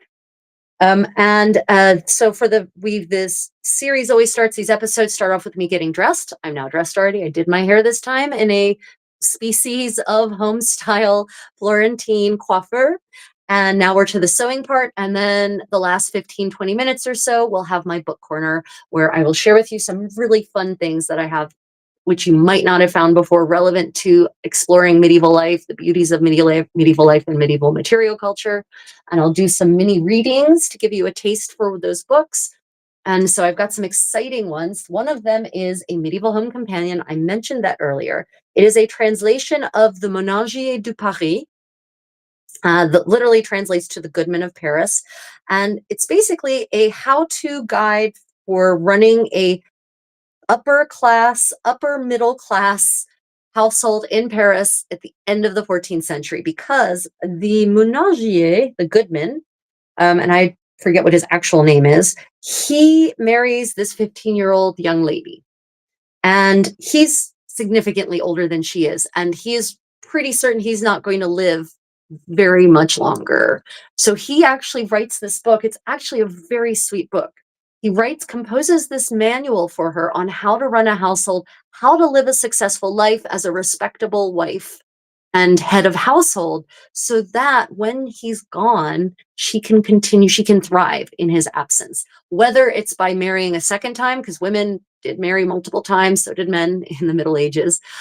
Whether it's remarrying or continuing on as a wealthy widow, she would have the tools she needed to survive in his absence. So even though some of the things he does say are extremely judgmental, and they are, and snarky, but not about her. It's not snarky about her or judgmental about her. It's snarky and judgmental about the people whose stories he tells to illustrate his point about good moral behavior.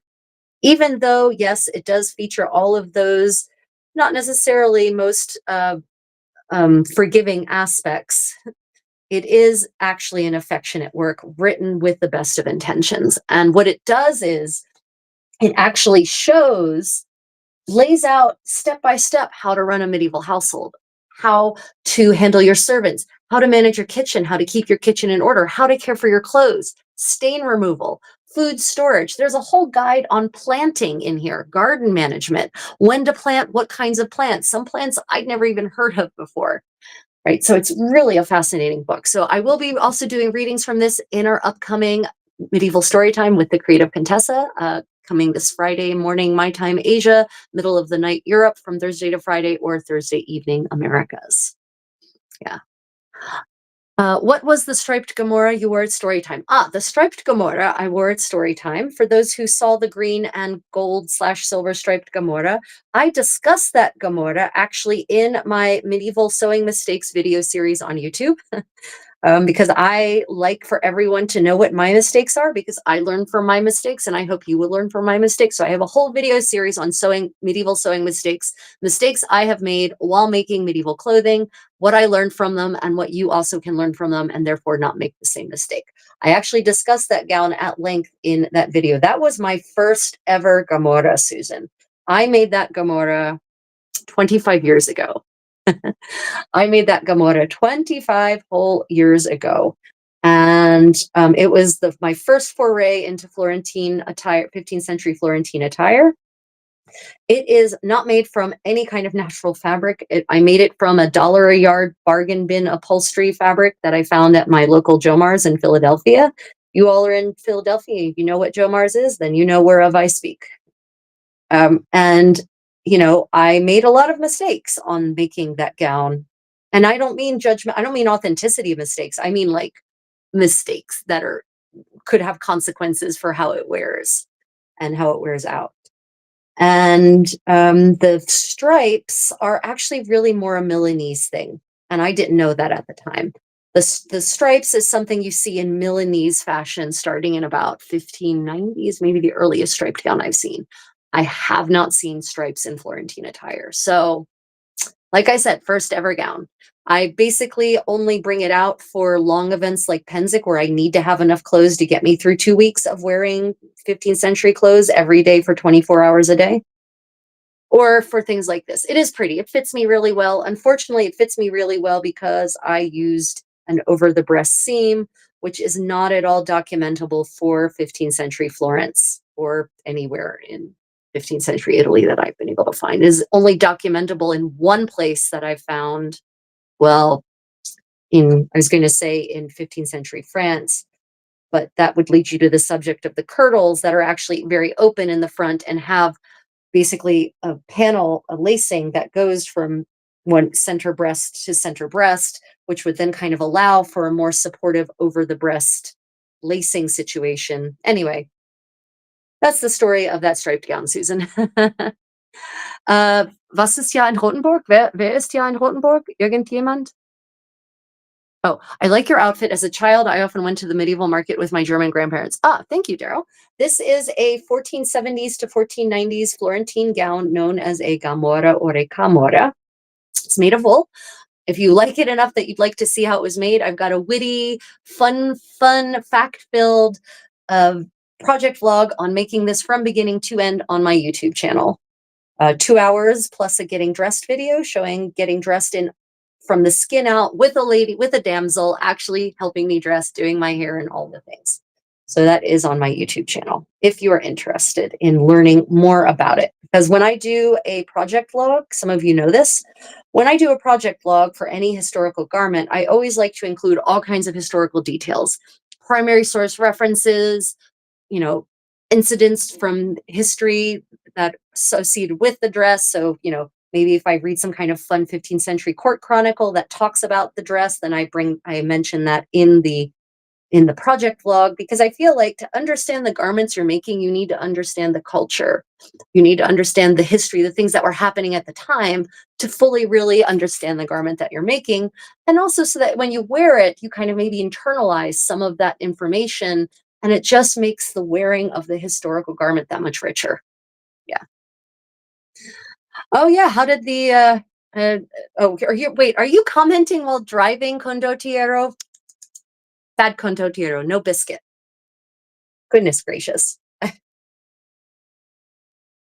So yeah, that's why my project vlogs nearly always include all sorts of information that some people who are making a garment might think is extraneous because it's not purely just do this, then do that, then do this.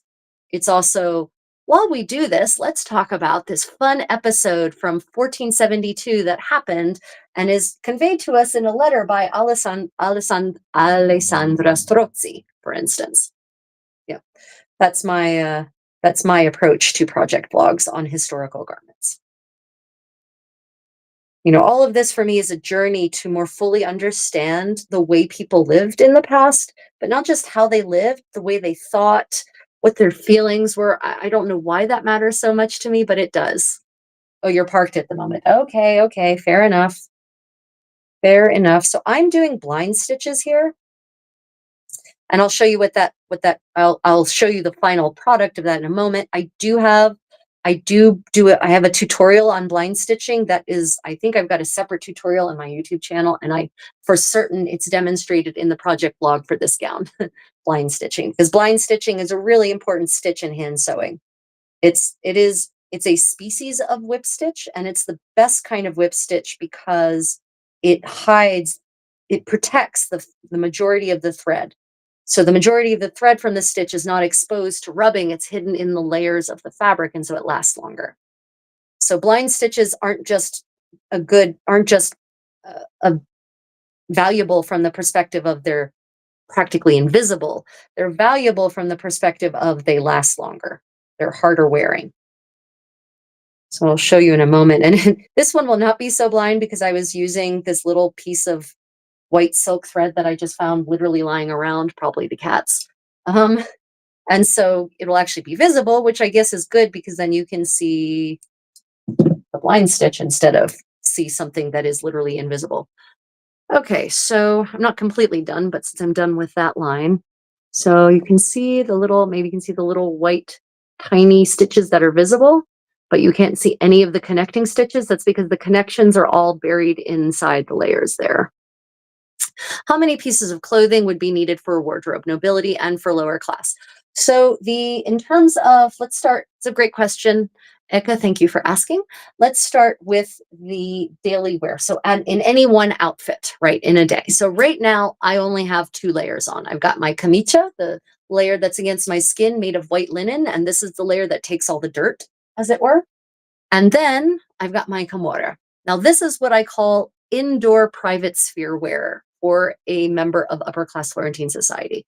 I would not, as an aristocrat, as a um, patrician in Florence, as a patrician, not an aristocrat, as a patrician in Florence, I would certainly not go outside dressed like this.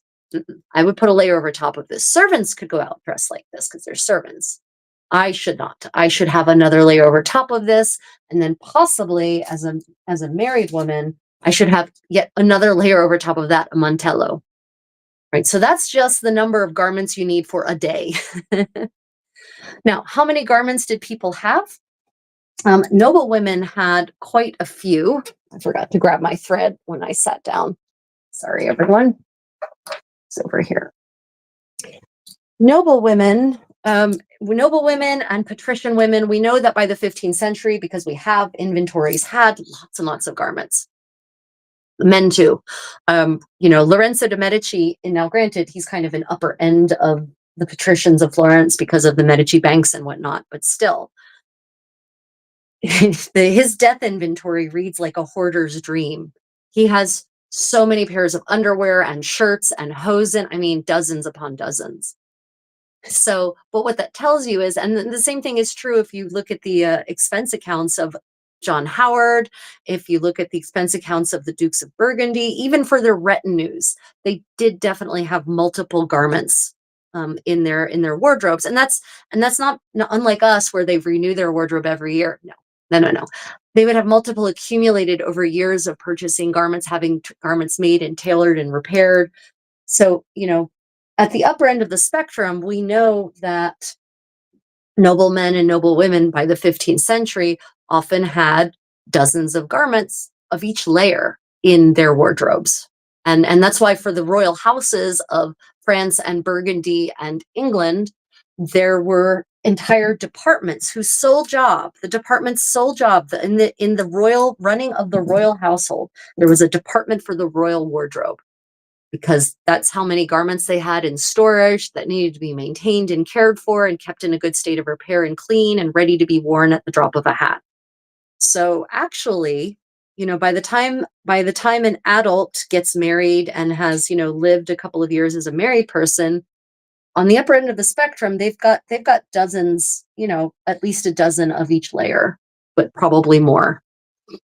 And then at the lower levels, it's harder to tell for the lower classes, but it depends on what you mean by lower class. So, obviously we don't know about beggars, just basically probably had one outfit and that was it, right? Or but if you even if you were at the bottom of medieval society in the 15th century, specifically, I'm talking about, you would probably live and work at a hospital. And a hospital back then didn't just mean medical care. It was a full charitable institution that provided homes and jobs, provided a place to live and jobs and employment and um, food for the poor members of society. And they also gave them clothes. Once a year, they would get a new set of clothes. So even at the lower ends, you're talking about, I've read wills, for instance, for merchants, the merchant class, and for farmers actually, wills lodged by farmers, because that's what a peasant is. A peasant is a farmer, not a serf.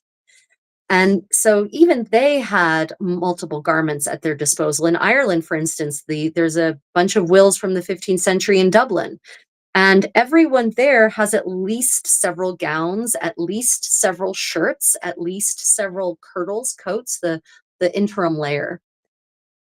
But yeah, nothing like we have, nothing even still. I mean, if you think about how many clothes do you have in your own wardrobe now, they probably didn't have that many. If you really think about your winter clothes, your summer clothes, your beach clothes, your golf clothes, your special sports clothes items, right? We still probably have way more than they did.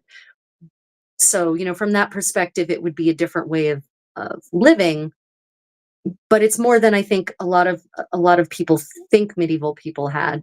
there's this weird dichotomy. Either modern people aren't really tracking how valuable clothing was in the past, and so they assume just automatically that everyone always had this many clothes.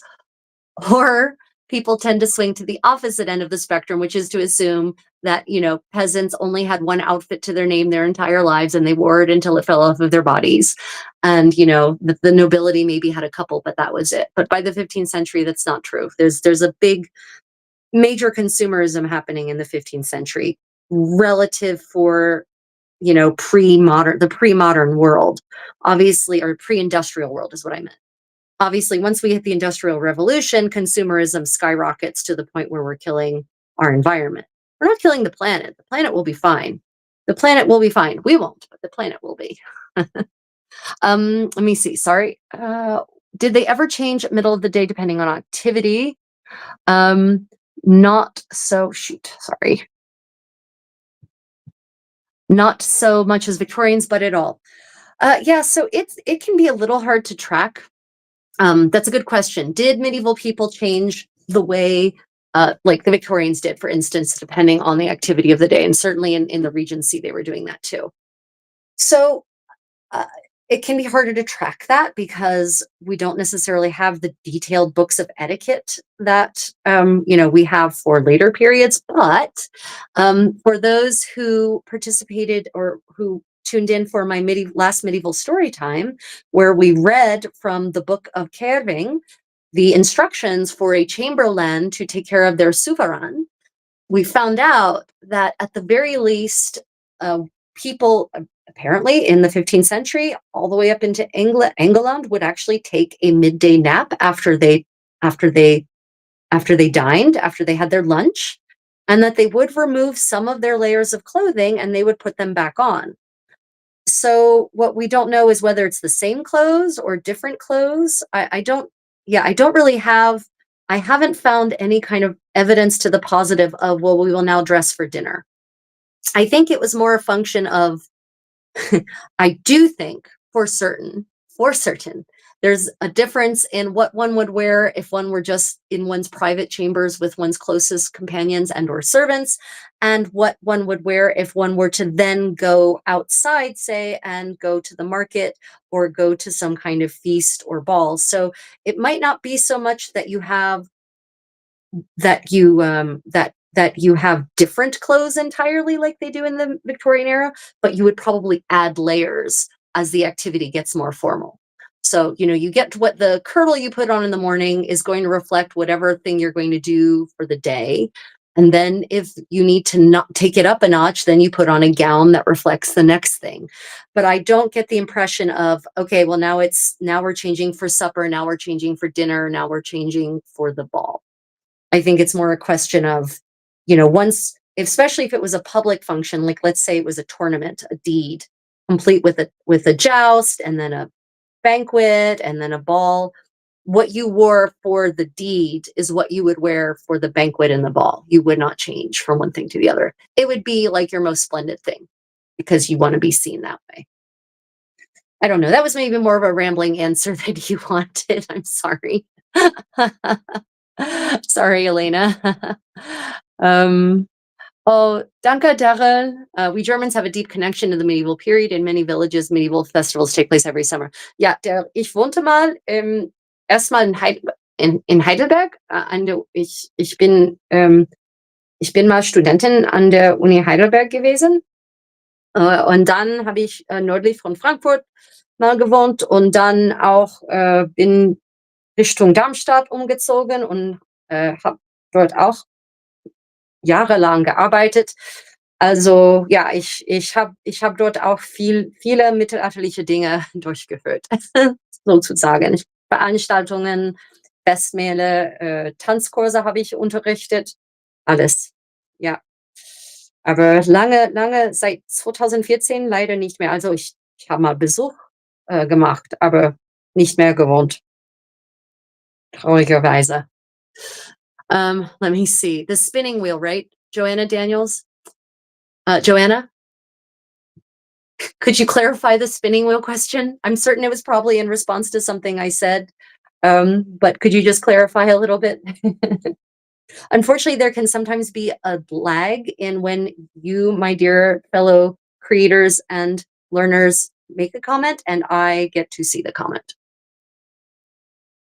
Yeah, Heidel is studying. Being a student at the University of Heidelberg was a fantastic experience. Getting to get up every morning and go running through the Altstadt at like 6 or 7 a.m. before there were tourists. Fantastic. Although before there were tourists, I say that there were Japanese tourists. There were always Japanese tourists by 7 a.m. because Heidelberg was the first stop and they had to make sure they saw Heidelberg in time to get on the bus by 11 a.m. and then go to the next European city. Talk about a crazy pace of touring. I'm glad you enjoyed the ramble. Sorry about that. I had to work through the information in my head. Oh, there was another question I saw and I meant to answer. How do you find primary sources for research? So, and actually I had this question in the comments as well. And so I wanted to bring it up in general. Um, so the inventories that I have found, in some cases I find via Google Foo. It's a martial art that I have mastered, for which I have a natural gift, I guess, actually. So Google Fu is like, kung fu, but with the ability to do effective searches. And I think it's probably because I'm a linguist by profession originally. And so my brain thinks about 30 different ways to possibly phrase something.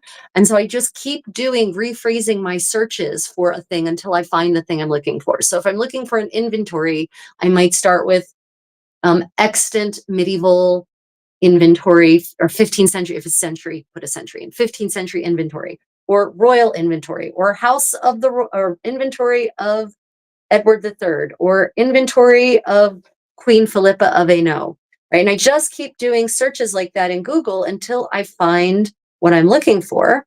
And often I narrow the search by actually looking specifically, for instance, under Google Books. There are a lot of these resources have been digitized and made freely available. And so they're actually listed under Google Books, and then you can actually get the digital access to the inventory and actually do full text searches. But short of having magical Google Foo like I do, um, one of the key ways to find sources is to get a book on a topic of history that interests you, and then the footnotes. The footnotes are where it's at.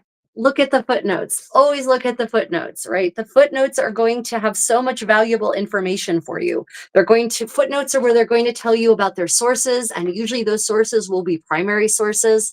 And then also check out the works cited. The works cited in the back, trying to see if this book has one.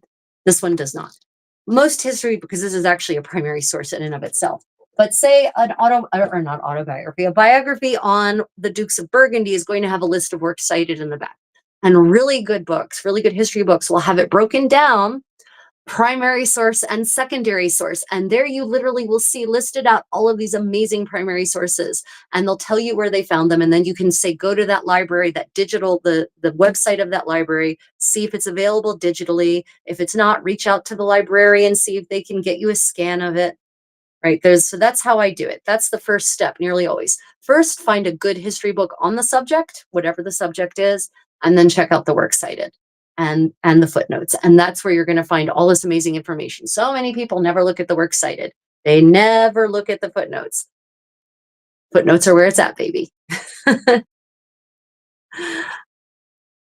Let's see. Medieval women had kids and families. Medieval women were a lot of different things, goodness knows. Medieval women, not all medieval women had kids and families, actually. You know why? Because a lot of medieval women were in monastic communities where they were very independent and educated and lived a very full, happy life with no children. Monastic communities were pretty large, actually. So yeah, not all medieval women had kids and families, actually. No, that is a medieval myth worth busting. And sometimes women just didn't manage to conceive, whether because of their own physical limitations on the ability to conceive a child or their husbands, or some combination there too. Yeah, it's a myth that all women, all medieval women had kids and families. Now, if you weren't in a monastic community, you were likely to have at least a husband. Whether you had kids or not is a different question. There aren't many medieval women who actually achieved spinsterhood, as we call it. But spinsters were originally not unmarried women that of a certain age. They were literally just women who span linen, or who spun or linen or wool or silk for a living. Right? That's what a spinster was. The stir ending is actually, etymologically speaking, in medieval English, Middle English, the feminine version of a job. So it's the feminine ending, like master, mistress. The stress is the feminine ending of master, right? So a spinner would be a man who spins, and the woman who does that occupation is a spinster. A baker is a man who bakes. A backster is a woman who bakes professionally. A weaver, a weaver is a man who weaves. A webster is a woman who weaves. Yeah, exactly. Spinster, Brewster, Baxter. Yeah, Brewster is a woman who brews. The brewer is the man who brews. The Brewster is the woman who brews. So if you have names like that, Brewster, Baxter, there is in your ancestry, there is a woman whose profession was the thing, and you inherited her name, not her husband's name, interestingly. And that might have nothing to do, by the way, with, oh, well, you're descended from an illegitimate child conceived out of wedlock. No, that's not how medieval naming works. Very different world. Have I ever blacksmithed? I have helped hammer a nail. But that's it. I have not. Metal as a medium, just it's a material that doesn't interest me to work with. I enjoy owning the products of other people and using the products of other people's smithing, but it's not something that interests me personally. Yeah, so I admire smiths of all kinds of metal, very, very much indeed. But I has never interested me. A millster. A millster. I don't know any millsters. I don't know anyone named Millster, actually. It's interesting. That could be a profession that maybe women never did. I don't know, or they never did on their own without it being somehow tied to their husband's business. Could be. Let me see. What did I miss in the comments here? You should make a whole video on that, seriously. Oh, sorry. I should make a whole video on what? Again, sometimes I don't get to the comments until I've, rambled on to something else. Okay, let me show you the patch. It's now all done. Patch is done. And you can see there is a shade difference because, as I said, the kirtle's been exposed to sunlight for 13 years. The wool has not been. 12 years. 12 years. The rest of the linen has not, or the patch has not been. It's all linen. All linen. Unfortunately, I have no evidence really of linen kirtles, so this is not necessarily actually authentic. But in hot and humid places, and especially as something that goes underneath of a gown, having linen is pretty nice. Just unfortunately not necessarily documentable to this era and place. Okay, we've got all kinds of patchwork that needs to be done on this. Okay, so I'm going to go ahead and take care of some of the patches. I'm not going to do the seam, as I mentioned, where it's wearing away on the seam, because I do want to take this apart and use it as a pattern for my next one. But I am going to go ahead and fix the wear spots that are not over the seam. Yeah. Don't forget to talk about lacing rings versus grommets. Ah, yes, another question. Lacing rings versus grommets. Okay, so these are lacing rings, right? And I think the cat's knocked. So at nighttime, the cats come in my studio and wreak havoc. And I wake up in the morning and find things scattered everywhere. And they really like my jar of lacing rings because it makes noise when you knock it around. It's so interesting. It's glass. It's really heavy glass. I'm not worried about them breaking it. Let me show you a reproduction 15th century lacing ring. This is a replica of an extant set of rings that was found in London. Also happens to look exactly like the rings you see in portraiture in 15th century Italy. Interestingly, that connection, right? And considering the mercantile ties between London and Florence and Genoa, it doesn't surprise me actually that this could have been an import from Italy that was purchased but from a haberdasher and then ended up in the mud of the Thames. So that is a lacing ring. It's actually a ring. It sits on the surface of the fabric, either on the top or underneath, but it does not, there's no hole that goes through the fabric with a lacing ring. An eyelet, it's one option for lacing. The second is eyelets. And eyelets are basically holes that you poke into the fabric, not cut into the fabric. You poke them open with an awl, and then you finish the hole open with, you secure the hole open with stitches, and then finish it with a second set of stitches. And so it's all no metal, just thread. Grommets, modern grommets. Someone asked me, are grommets medieval, etc. A modern grommet is where you cut the fabric out, punch the fabric out, and then you take this three-dimensional metal ring, set it in, and then the edges of the metal clamp around the hole to finish the hole. That's a modern grommet. I have not seen evidence of a grommet like that before. I mean, I haven't seen it before 1500. I haven't seen it before 1600 either, but my study of pre-1500 is much more in depth than my study of pre-1600, but I suspect they didn't exist in 1600 either.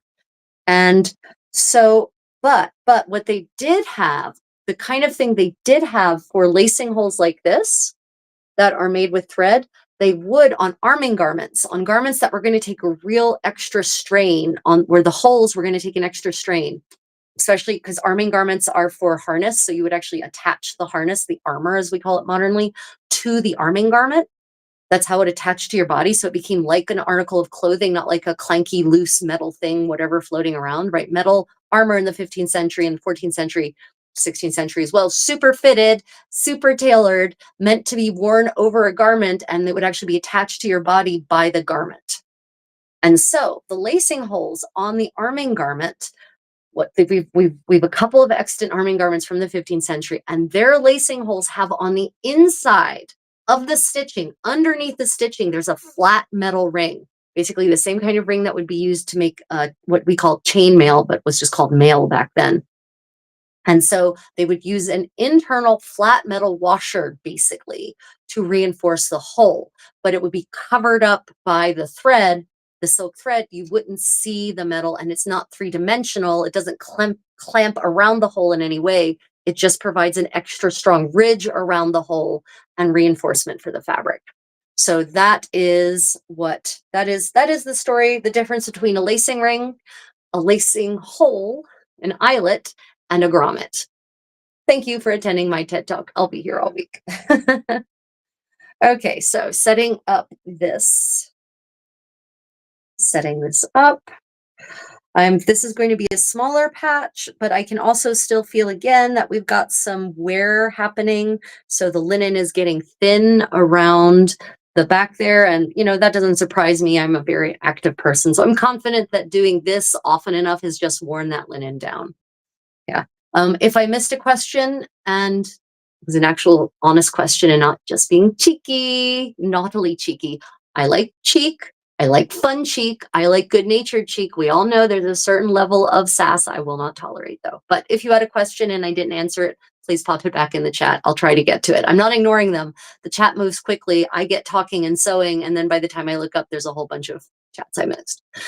Fitted armor must have been for knights and noblemen based off of the super trailer version. Yeah.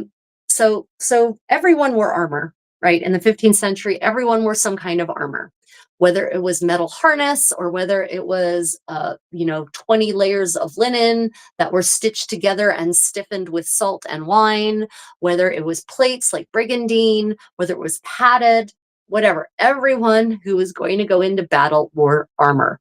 Everyone. The Scots, the Irish don't. The idea of the Irish warrior, the Scottish warrior running into battle naked, that's like 3rd century BC. not 15th century AD. So everyone wore armor. And, even the mass produced, in quotes, mass produced armor, and there was such a thing, mass produced as by people, not by machines, even that would have been tailored and fitted to the owner who actually bought the pieces. It would have been shaped because you can always reshape armor. You can shape it down, you can add pieces to it. So, that's just how armor worked. And usually a knight or a lord in charge of a regiment of his own, had to bring his own people to battle. He would often be the person providing his people with their arms and armor. And because he wanted them to be able to defend him and help him win the battle, he would fund that and he would want it to be effective. Yeah. The women's profession ending, is it for their tresses because they had longer hair? Oh, no, stir. No, no, no. Okay, I see what you're saying. I understand now. I'm sorry, I didn't understand what you're talking about tresses. Thank you for clarifying, Elena. Yeah, no, it had nothing to do with their tresses. It's just for whatever reason, yeah, the stress, you're thinking about like mistress, maîtresse. No, because it actually comes from the French. Maîtresse, right? And tresse is not the French word for hair. Yeah. And so it just kind of, yeah. And or at least the word mistress, that's maîtresse, that's from the French. In like Webster and Baxter, that is Germanic. Yeah, that's Germanic. Just a coincidence. Yeah, exactly. Wait, I know I just finished. I just missed it. Will you be teaching at Penzic University? Yes. For everyone who is attending Penzic or not attending Penzic, I will be teaching like, I don't know, 20 dance classes at Penzic University. So I will be in the dance pavilion a lot. I will be live streaming a lot of my dance class, my medieval dance classes. So feel free to join in for those live streams and, participate from wherever you are in the world. And I will also be, what's the word I'm looking for? I will also be doing a lot of other live streaming from Penzic.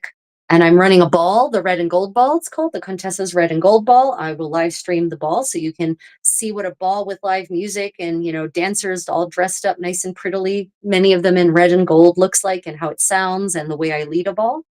And I will be hosting something called the Enchanted Picnic. These are all open invitation events. I encourage everyone who is at Penzic to please seek me out there and introduce yourself, and let's spend a little time in person together. Yeah. For normal folk back then, how often did they wash their clothes and what was the average amount of clothing someone had? Yeah, so that's a good question. And thankfully, we can actually know how often people wash their clothes on average because we have the laundry bills to prove it. And laundering was a profession, a skilled profession that required quite a bit of knowledge. Laundresses were very knowledgeable in their art. And the aristocracy, like in the inventories, expense accounts, not inventories, the expense accounts of John Howard, laundry bills appear pretty often. Also in Elizabeth of York's expense accounts, also in Edward IV's expense accounts, in Richard III's expense accounts, laundry bills appear very often. So we know that people were washing their clothes very often, but what they were washing is different than what we would be washing. This layer, this pink layer, would not get laundered. It would never get laundered. It would get spot treated. If there's a stain, then the stain would get treated. If it needed to be refreshed because of smells, then those would be treated specifically, but the whole garment would never be washed. The linen is what gets washed, right? The linen layers are what gets washed, and that's why they wore linen layers, because the linen is the thing that you can abuse by putting in boiling water and can beat it to beat the mites and the lice out of it. And then you can bleach it in fermented urine, and then you can lay it out on a grassy meadow and let the sun bleach the hell out of it to finish off the UV irradiation also of mites and whatnot. So that's why people in the pre 20th century, actually, everyone wore a an undyed layer against their skin. It was only in the 19th century that it really started shifting to cotton. 18th century is when I guess the shift really starts.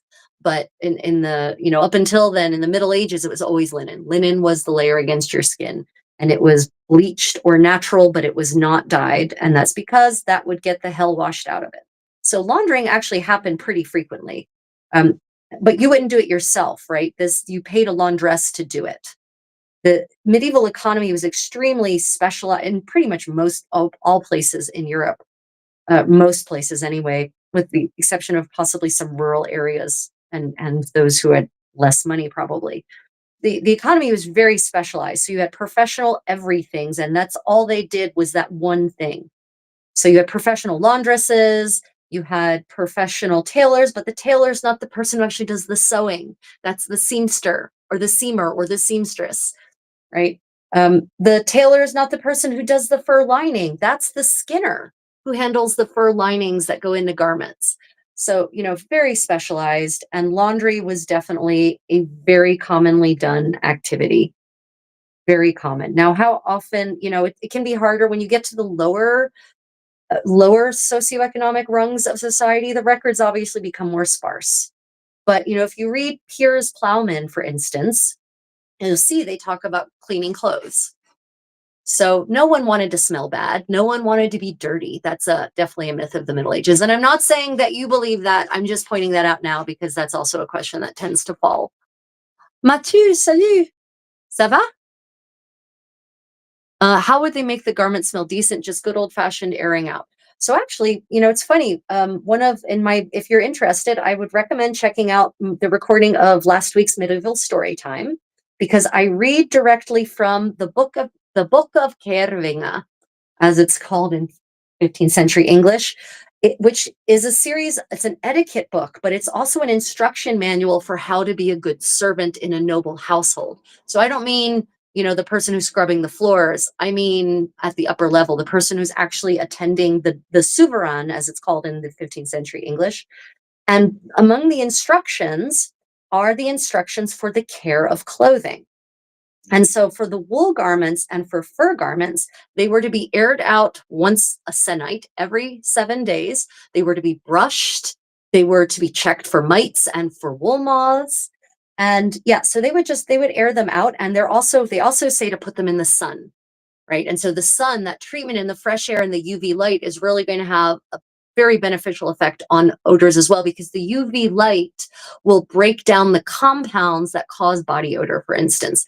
It will also break down certain staining compounds, as I recently learned, like the part of blood that causes the red stains, that kind of hemoglobin.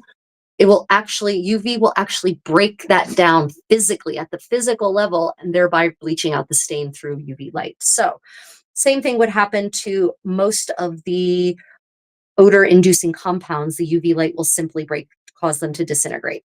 So yeah, airing out is not just a question of necessarily airing it out, but actually exposing it to UV light. And according to the instructions on the care and feeding of medieval clothing as of the 15th century, they understood that the UV light did something extra. They could not have known that it was literally breaking down these microscopic compounds, right? These at the chemical bond level in many cases. They didn't understand that, but they understood that it did work.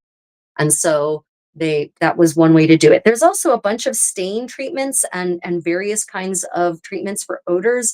Lavender was used. That's why it's called lavender, from washerwoman, lavandière, right? It was known to be a smell refresher for garments. And so one of the instructions for the care and feeding of medieval clothing I've read from the Middle Ages is that you should, put sachets of lavender in the trunks with your garments. They even knew that back then, right? But there's also recommendations for putting other spices and herbs in there so that it repels moths and mites.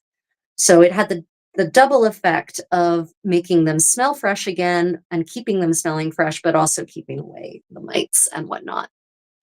Yeah, so there's several ways that a medieval person could make a garment smell nice again. But also, again, the linen layer should be ideally the layer that's catching most of that. That should be the layer that's really taking the brunt of the damage from your body odors. And so, they boiled the hell out of the linen garments, and then they used fermented urine to bleach it the rest of the way out. And that took care of everything. And then the UV light as the final finishing touch on that. So ideally, like this garment, the Gamora is not going to develop bad odors because the linen micha is going to take it all. Ideally. Good question. Thank you, Weird. Thank you, Weird Nakas. Those are great questions. I'm PG-13 on live streams at Sauciest. If you think I'm being super naughty, guaranteed I was not just explaining myself right. No. I mean, I have a saucy sense of humor. I don't mind some good sauce, but I like my sauce to be good natured. Yeah. Fields to lay bed sheets on. Yeah. So exactly. They had in medieval part of medieval laundering practice were laundry greens. And apparently they don't get to be called bleach fields until the 18th century. It seems that is that term, that word bleach field in English doesn't enter the language until the 18th century. It seems to be coming along with the Industrial Revolution. But they had laundry greens. And these were basically, if you look at where people are doing laundry in medieval visual evidence and the medieval representations of laundering, you will see they're nearly always by a river, or always by a river, right on the riverbank. And there's like those flat greens of grass that form kind of naturally as part of the floodplain of the riverbank.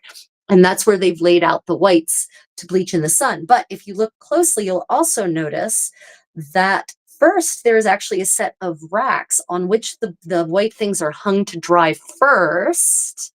And then, and I'm pretty certain this is what it should be, you dry them first on the hanging rack, and then you spread it out dry on the grass for the final bleaching. And this will prevent some of the problems some of you have queried about that process, grass staining. Because then the garment will not be wet, it will not be heavy, it will not press into the grass, it will lie on top of the grass. And then you don't have to worry about grass staining. And also hanging it to dry means that the wrinkles are going to come out of it. So it'll hang to dry, and probably I'm going to assume that they hung it and then they took their hands like I do with my linens and they kind of smoothed them with their hands. They smoothed them out while they were hanging to get all any wrinkles out and make sure it dries nice and flat and straight. And then you take it once it's dried and lay it out on the grass. Yeah, that seems to be the procedure based on the combination of what I've read in documentary evidence from the Middle Ages and also the visual representation of the process. Oh, no one, no. Elena, you have never said anything saucy or bad. No. Everyone today has been really good in the chat. I was just addressing it to any potential trolls out there. No. That was specifically aimed at the troll group, right? Unfortunately, some of you know, sometimes we get some really bad trolls on this. And that's why I was referring to that. If you were asking a question just to be mean and nasty, you don't need to repeat it. I will ban you. But if you're being saucy, pleasantly saucy in a fun, friendly, warm, and affectionate way, that's all cool. That's fine. Yeah, no. I was talking about troll saucy, Elena. Troll level saucy. Some of you, oh God, if you all didn't get to check out my medieval myth busting live stream yesterday with Philip from Irish Medieval History, yesterday we were addressing the topic of the kilt, the Scottish, so-called Scottish and Irish kilt, and also how they aren't medieval garments at all. But in doing so, we were demonstrating what actual medieval men's Scottish garments would have looked like, and Irish in some cases. But the beginning of the live stream was real rough because unfortunately, Philip's connection didn't work quite right. And so his customization on his chat for the live chat was not set properly. And we had some really nasty, bigoted piece of trash trolls in that live chat. So the first 5 minutes or so is pretty rough. And I think I lose my temper a little bit at one of the trolls who, calls me all kinds of 4-letter words and also a Canadian, which I'm not, by the way.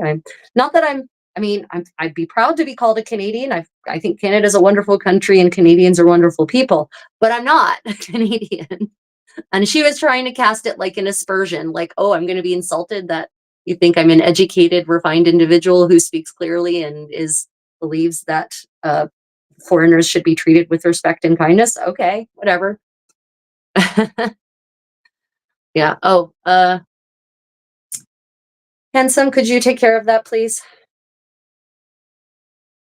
Are you in a way to, given that I am a Penzic Swampy, I'm on my best behavior. Oh, no, everyone.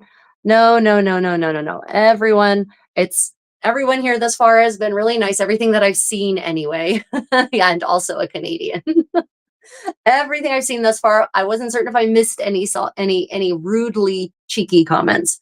Yeah, it was a really rough start to our live stream yesterday. But for all that, the rest of the live stream was pretty great. We got some really great information out there. And I provided lots of primary source evidence for why kilts aren't medieval, but also therefore what people were wearing in Scotland. So if you're curious about medieval men's clothing in Scotland, then check out the on my YouTube channel or on Philip's medieval Irish history channel.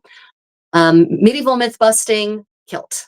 It's yesterday's live stream. It's pretty good. I was pretty happy with how, despite that extremely rocky commencement, it still went pretty well. Okay, so here is my little patch.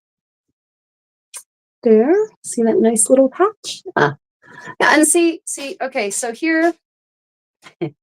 Unfortunately, this is as far back as I can get. There's a tapestry and a wall behind me. But you can see from like a normal distance, those patches don't look too visible, right? Like they're not, what do you think, everyone? Conspicuous, inconspicuous? I think they look, at least from what I can see, looking and reflected back at me, it looks pretty good. Like you wouldn't, if you weren't looking for it, maybe you wouldn't see it. What do you think? Yeah. I mean, yeah. Canadians love Canadians. So yeah, okay, yeah. Condottiero, please don't. I basically thought of your passion when I explored castles in Wales. Love your passion. Oh, thank you, Neckbeard. Really appreciate that. Just gonna check back through the streams. It gets hot on YouTube sometimes for sure. The subscriber only setting is smart, smart, smart. Yeah. Oh, thank you, Neckbeard. Much appreciated. Yeah, I did like, yeah. They really they cast the aspersion of, bleep bleep bleeping Canadian at me as though that was an insult. Like, oh, okay. I know you think you're like somehow putting me down, but you're really not. Okay, so let's see other spots where things are beginning to wear out. Again, we've got some literal wear. This kind of shows how good my stitches are anyway. The seam here is also starting to wear out. The seam on this whole side is, yeah, all the seams are basically starting to wear out. On the top of the seam, the stitches are still holding. It's just literally the fabric that's on top of the finished seam. Because of how I finished the seam, it's folded, it's flat felled, so it's folded to one side, and then the edges turned under, and then it's blind stitched down. So that's created a pretty good sturdy seam, but that means also there's probably a lot of rubbing here on the sides just from this kind of action, this kind of motion. So that's why it's wearing out. So I'm definitely going to have to go and put some patches on that at some point. Again, it's just a question of, I don't want to patch it yet because I'm going to take, I only have to take one half apart because I want to draw a pattern on this, because the pattern that I made back when I made this is vanished. I don't know where it is. So many military moves since then. Oh, the garment has the same color as the perfect Thanksgiving turkey. So true. So true. Yeah, apparently, well, the person who was commenting is very anti-foreigner, and I just all I commented was that none of my friends from Europe or Canada or Australia are coming to Penzic this year because of the requirements, the challenge, the very real dangerous situation in which people are finding themselves when they get to the US border, and how visitors are being treated, and how they also are being required to give up their social media login information when they apply for a visitor's visa. No, I'm sorry, big brother, you don't get to go and check out my social media and decide whether I come into the country or not. And so they're saying, fine, we'll go elsewhere. That comment just triggered this person, several trolls, hardcore. Yeah. So then I got accused of being a four-letter wording Canadian, or maybe five-letter word, four-letter wording Canadian. Throw a like and subscribe. This fair maiden's passion is unmatched. Oh, thank you, Neckbeard. On YouTube, everyone is foreigner. Yeah, right.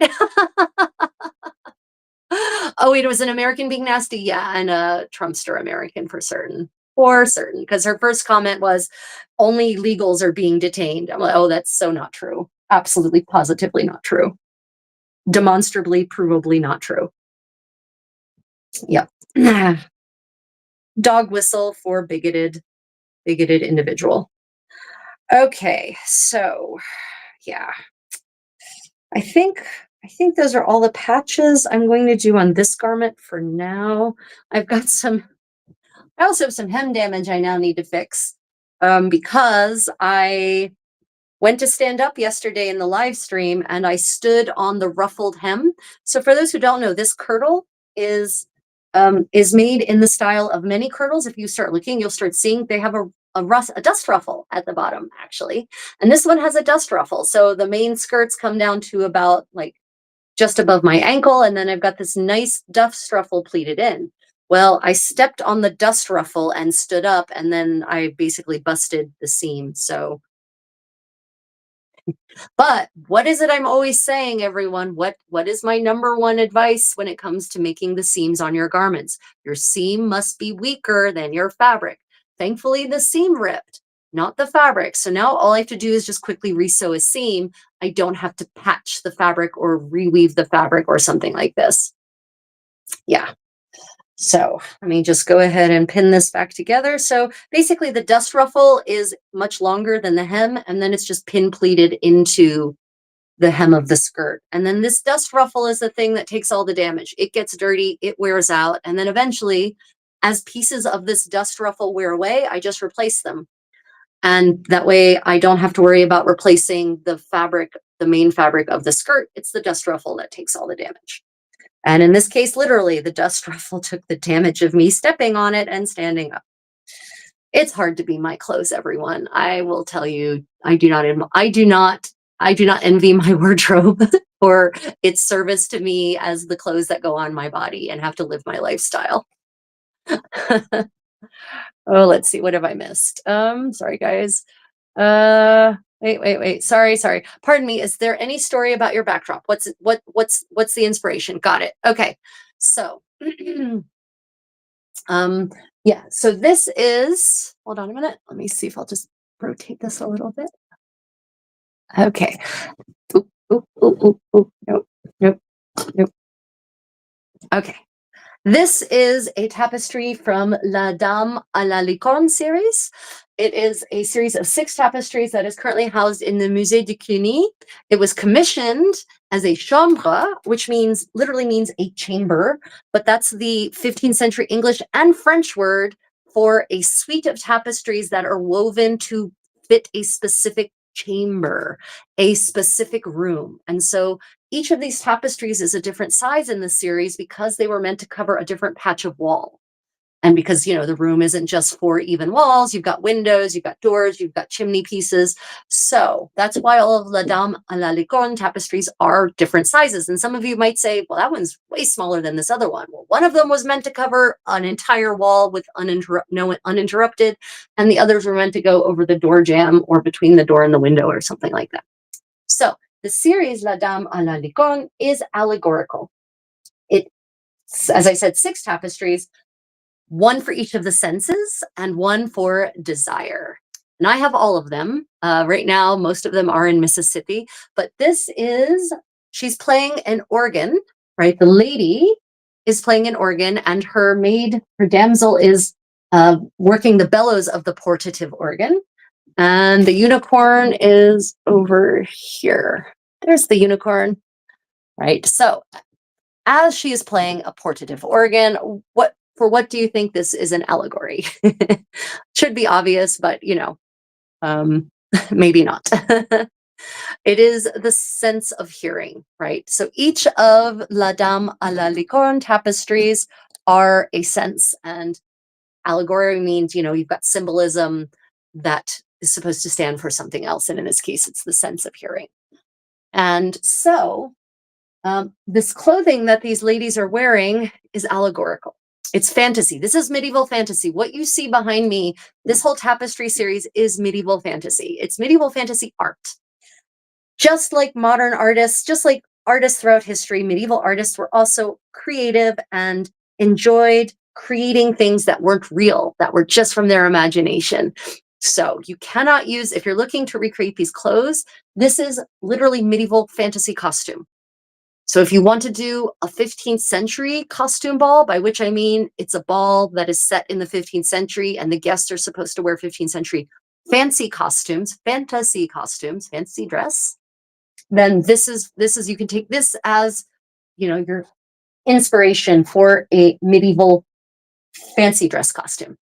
right? But if you're looking for how noble women actually dressed in the 1590s when these were woven, this is not your baby. This is not real clothing.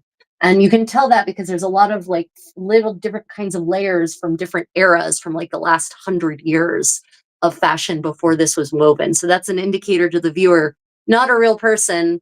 This is my fantasy lady. This is my fantasy dame playing a portative organ. The portative organ, though, is real. And we know that because, we actually see them often in more real depictions. But on the other hand, there are elements to the portative organ that are also fantasy. So, it's beautiful portative organ, but, we've got like gems set into the side of it. Probably not on an actual portative organ. Yeah. So, yes, this is the sense of hearing, La Dame à la Licorne. And if you get a chance to go to Paris, go to the Musée de Cluny, go to the Cluny Museum. It is housed in the Hôtel de Cluny, which was the Paris residence of the order of the Cluniac order of monks.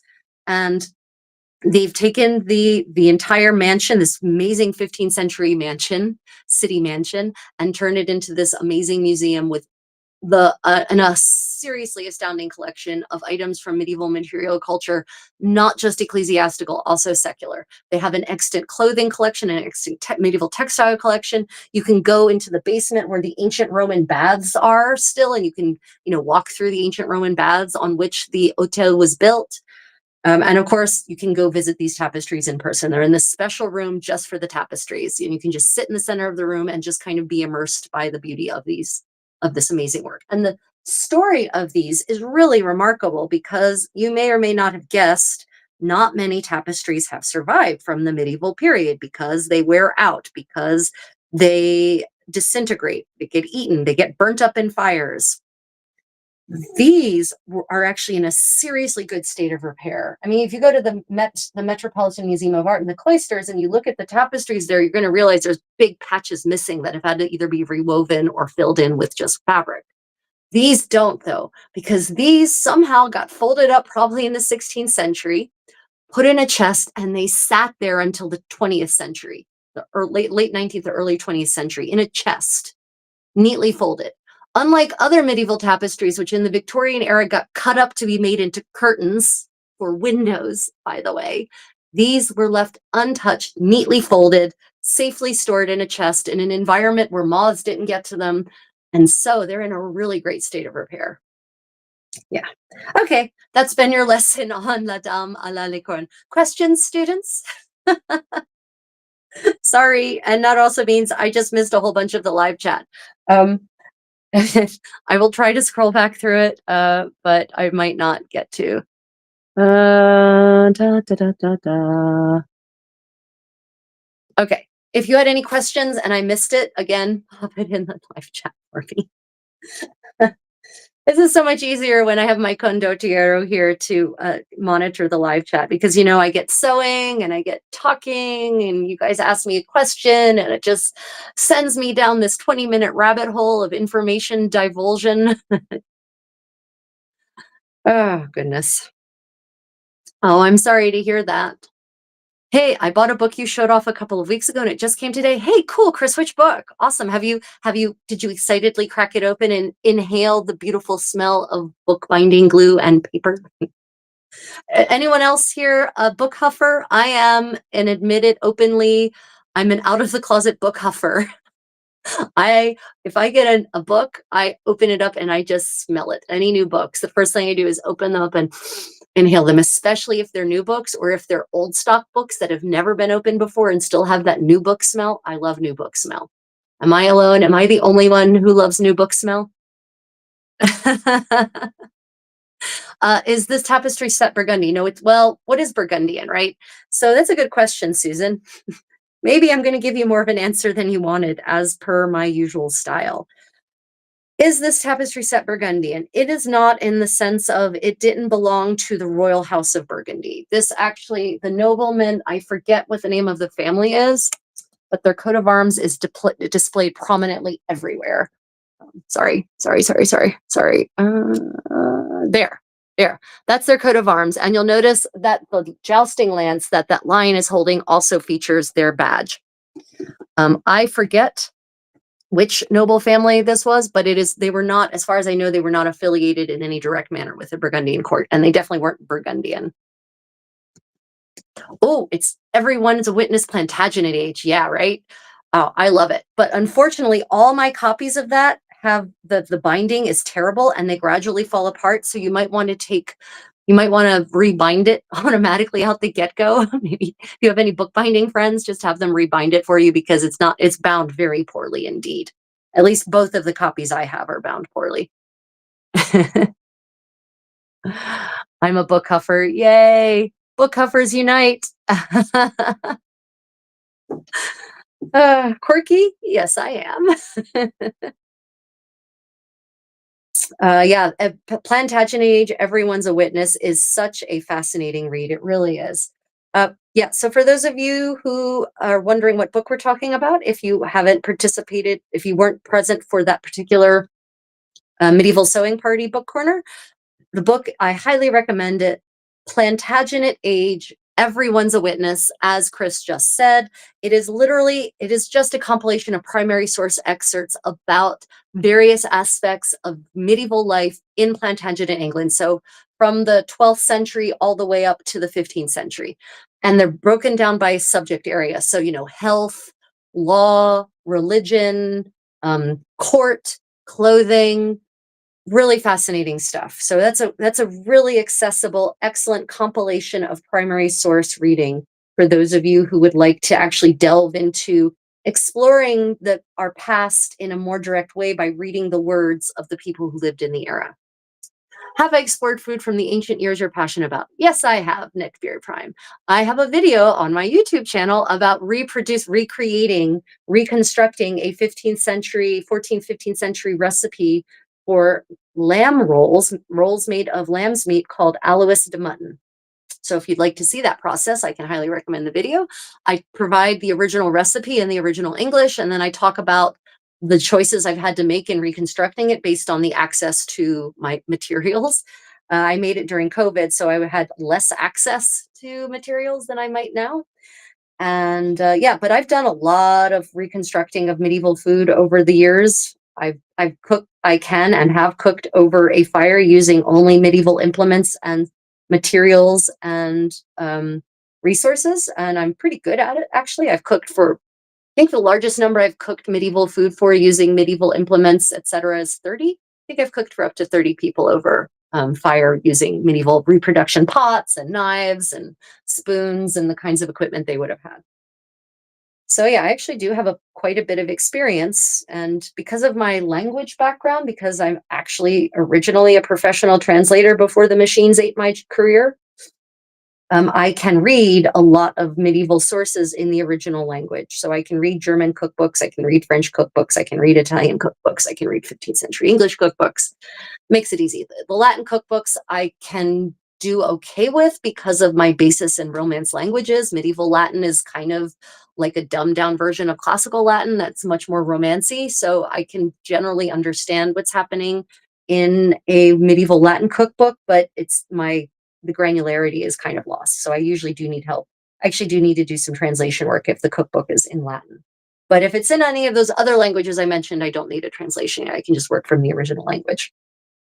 So yeah, medieval food is a really interesting topic, and I do keep talking about, and I do plan to do it at some point, everyone. I do talk about doing a medieval cooking live stream. Unfortunately, I don't think I'm going to might be able to do it at Penzic. I might actually have the equipment I need this year to do it at Penzic. I might be able to do a medieval cooking live stream at Penzic. So you'll get to see me cry when I accidentally shatter one of my crocks because I don't pay attention closely enough to the temperature differential and put the hot pot on the cold grass and then it shatters and all the food is ruined. So you might get to see that in real time. But I have also been promising to do here at home live stream medieval cooking. That one, though, would, however, be more useful for you and less in the sense of if you want to cook medieval food in your kitchen, here's how you do it.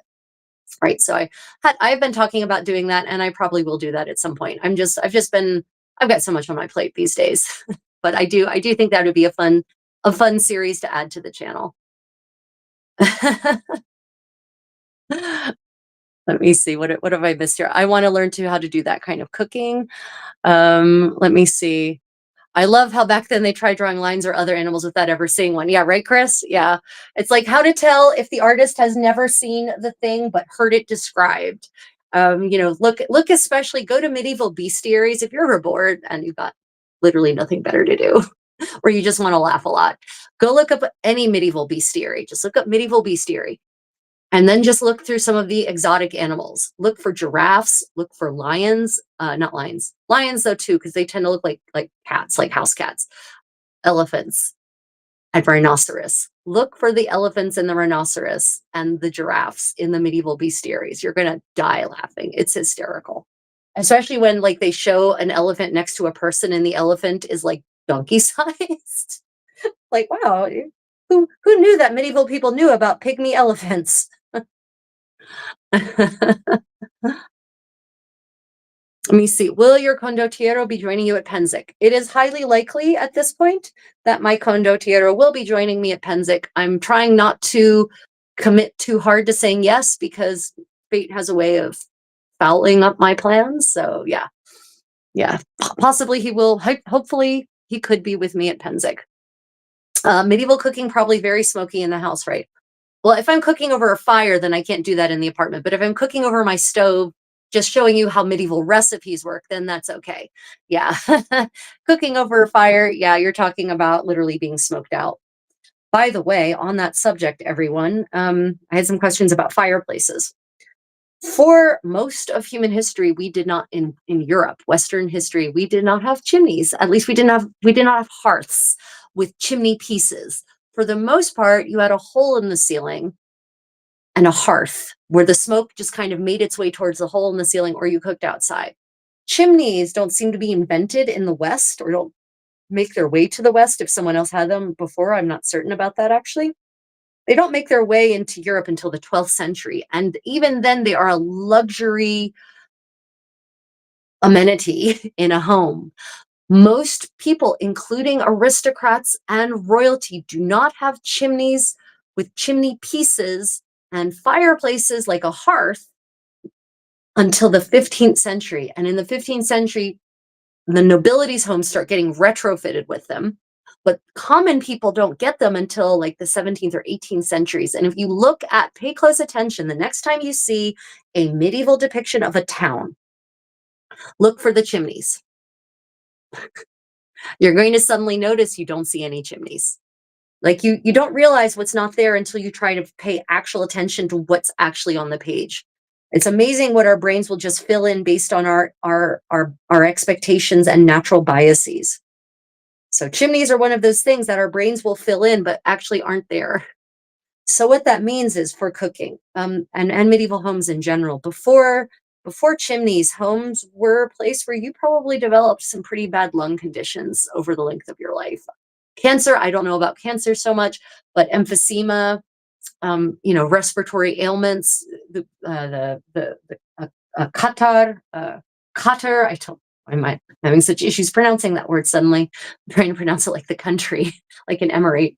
But people probably suffered from serious lung issues, especially if they lived in a small home where the smoke would have just been there no matter what at all levels. At least in a great hall of a castle, the smoke is going to rise into the rafters and will not be as densely present at the level of your breathing. But yeah, medieval homes were pretty smoky, just naturally, especially homes that didn't have separate kitchens, and most didn't. So that means that, that's why a lot of medieval people covered their hair, men and women. It was a practical matter of keeping your hair clean because of all the soot and dust that's just in the air at all times from the cooking fires or the heating fires, right? Braziers. So yeah, chimneys and fireplaces like we modernly understand them, an innovation of the Middle Ages, not massively widely adopted in Europe until after the Middle Ages. Okay, let's see. I want to learn to open fire cooking, but don't have the setup right now. Yeah, I taught myself open fire cooking, which maybe sounds like a bad idea in retrospect. I bought the replica equipment. I looked at the illuminations. I read the cookbooks, and I figured out a lot of things along the way, which is why I know why I know about thermal shock from a very firsthand perspective. Let me tell you, when I pulled off that pot of yummy almond milk frumenti and put it on the ground at an event in Sweden, a living history event in Sweden, and the pot literally just went boop, because I didn't put it on a board. I put it on the cold, damp ground. And that frumenti, it's like, yeah, I guess we could have eaten the frumenti, but who wants to figure out if there's shards of pottery in your frumenti? Frumenti is wheat berries, basically. That's cooked like rice, except in many medieval recipes, it's either cooked in broth, yummy, yummy, a fatty broth, or it's cooked in almond milk. Either way, super yum. Can be sweet or savory. But when your ceramic pot cracks, shatters basically because of the thermal shock, what you don't want to do is then, try to eat what you can in the hopes that you don't get a super sharp shard of ceramic in the gum, right? Or in your esophagus, worst off. So yeah, we threw out the frumenti. It was very sad. It was very, very sad. So yeah, I taught myself medieval fire cooking, the most hardest way possible by making all the mistakes all myself from scratch. Yeah, exactly, Elena. That is the only time I lost a pot that way. Yep, it was. Rich people had courtyards for that. So Kevin, you're only going to want to cook in a courtyard if you live in a place that's dry and the temperatures are relatively even, or you will only cook outside, if you are if you live in a place where that's kind of common. Wealthy people, so the nobility and aristocracy, they tended to have kitchens that were separate, or in the case of Italy, the kitchens were on the top floor in tower homes, because then if the kitchen caught on fire, the whole place wouldn't necessarily burn down. So Italian homes definitely weren't subject to this, except for the heating thing. When if it gets cold enough, then you're going to have a brazier in probably the center of your room, and then the brazier is going to have coals, so they should be relatively smoke free. So it should kind of be okay. But yeah, yeah. Ingredients lost are one expense, but a whole pot is another level of expensive mistake. Yeah. Yeah. I mean, honestly, I looked at it as time lost because all that time, because it takes cooking medievally using medieval equipment over a fire is the original slow food, everyone. We talk about slow food just because we're literally making it on a stove and not ordering it from the delivery, from Uber Eats. But really, real slow food is pre-modern cooking. And so I'd spend hours preparing all of this, right? Washing my grain using a bucket and a medieval sieve. And I made the almond milk. Oh, yeah. Did I mention that I made the almond milk from scratch in a mortar and pestle by grinding the almonds the medieval way with some rose oil and then adding water slowly and grinding and adding water slowly? So I made the almond milk from scratch in a bloody mortar and pestle, and not the medieval kind, which would actually at least be big and I could use my whole body. No, the only one I had was a smaller granite one. So lots more work. Yeah, prepared all the ingredients using medieval materials and methods. So it was hours to prepare that frumenti. And of course, you can't just leave it. You have to stir it. So you have to stand there next to the fire with some kind of regularity. Yeah, it was the work. The time lost is what hurt the most, honestly. Yeah. Okay, I need to grab some more thread. Thought I brought all my thread over. Oh, there it is. Good. Okay. Yeah. So for those who don't know, I'm currently in South Korea, actually. So if you're in Asia and you would like to, actually, I'll put this out there in general. I do this professionally. I can be hired to come to your event, fair, whatever, and bring medieval knowledge, medieval skills, teach them, lead dance, lead handcrafts, do cooking, do demonstrations, bring the Contessa magic. Yeah. So if you would like to hire me to come to your event, wedding, whatever, I can make the 15th century magic happen. Just reach out to me, I guess, on any of the social media where I am, or my email, which I'm pretty certain, or through my website, whatever you like. I would have cried for twice as long as I'd worked to prepare it. Yeah. Elena, I just had to craft it. I had to chalk it up to an expensive learning experience, and expensive in every dimension of that word. That's just how I had to approach it to stay sane and to keep going. Because we still needed to eat dinner, by the way. That was our dinner. So I had to regroup immediately and just launch again into something else. It definitely was not it was not another pot of fermenti though with homemade with medievally made almond milk. That was not what I used. Nope.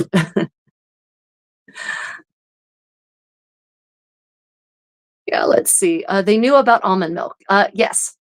So almond milk is the so medieval people knew about being vegan, but not for the reasons that we think about being vegan. Because the medieval, especially medieval Europe, specifically, sorry, this obviously the rest of the world existed in the Middle Ages. Medieval Europe was, of course, Christian. All of it was Christian by the 15th century, by the way.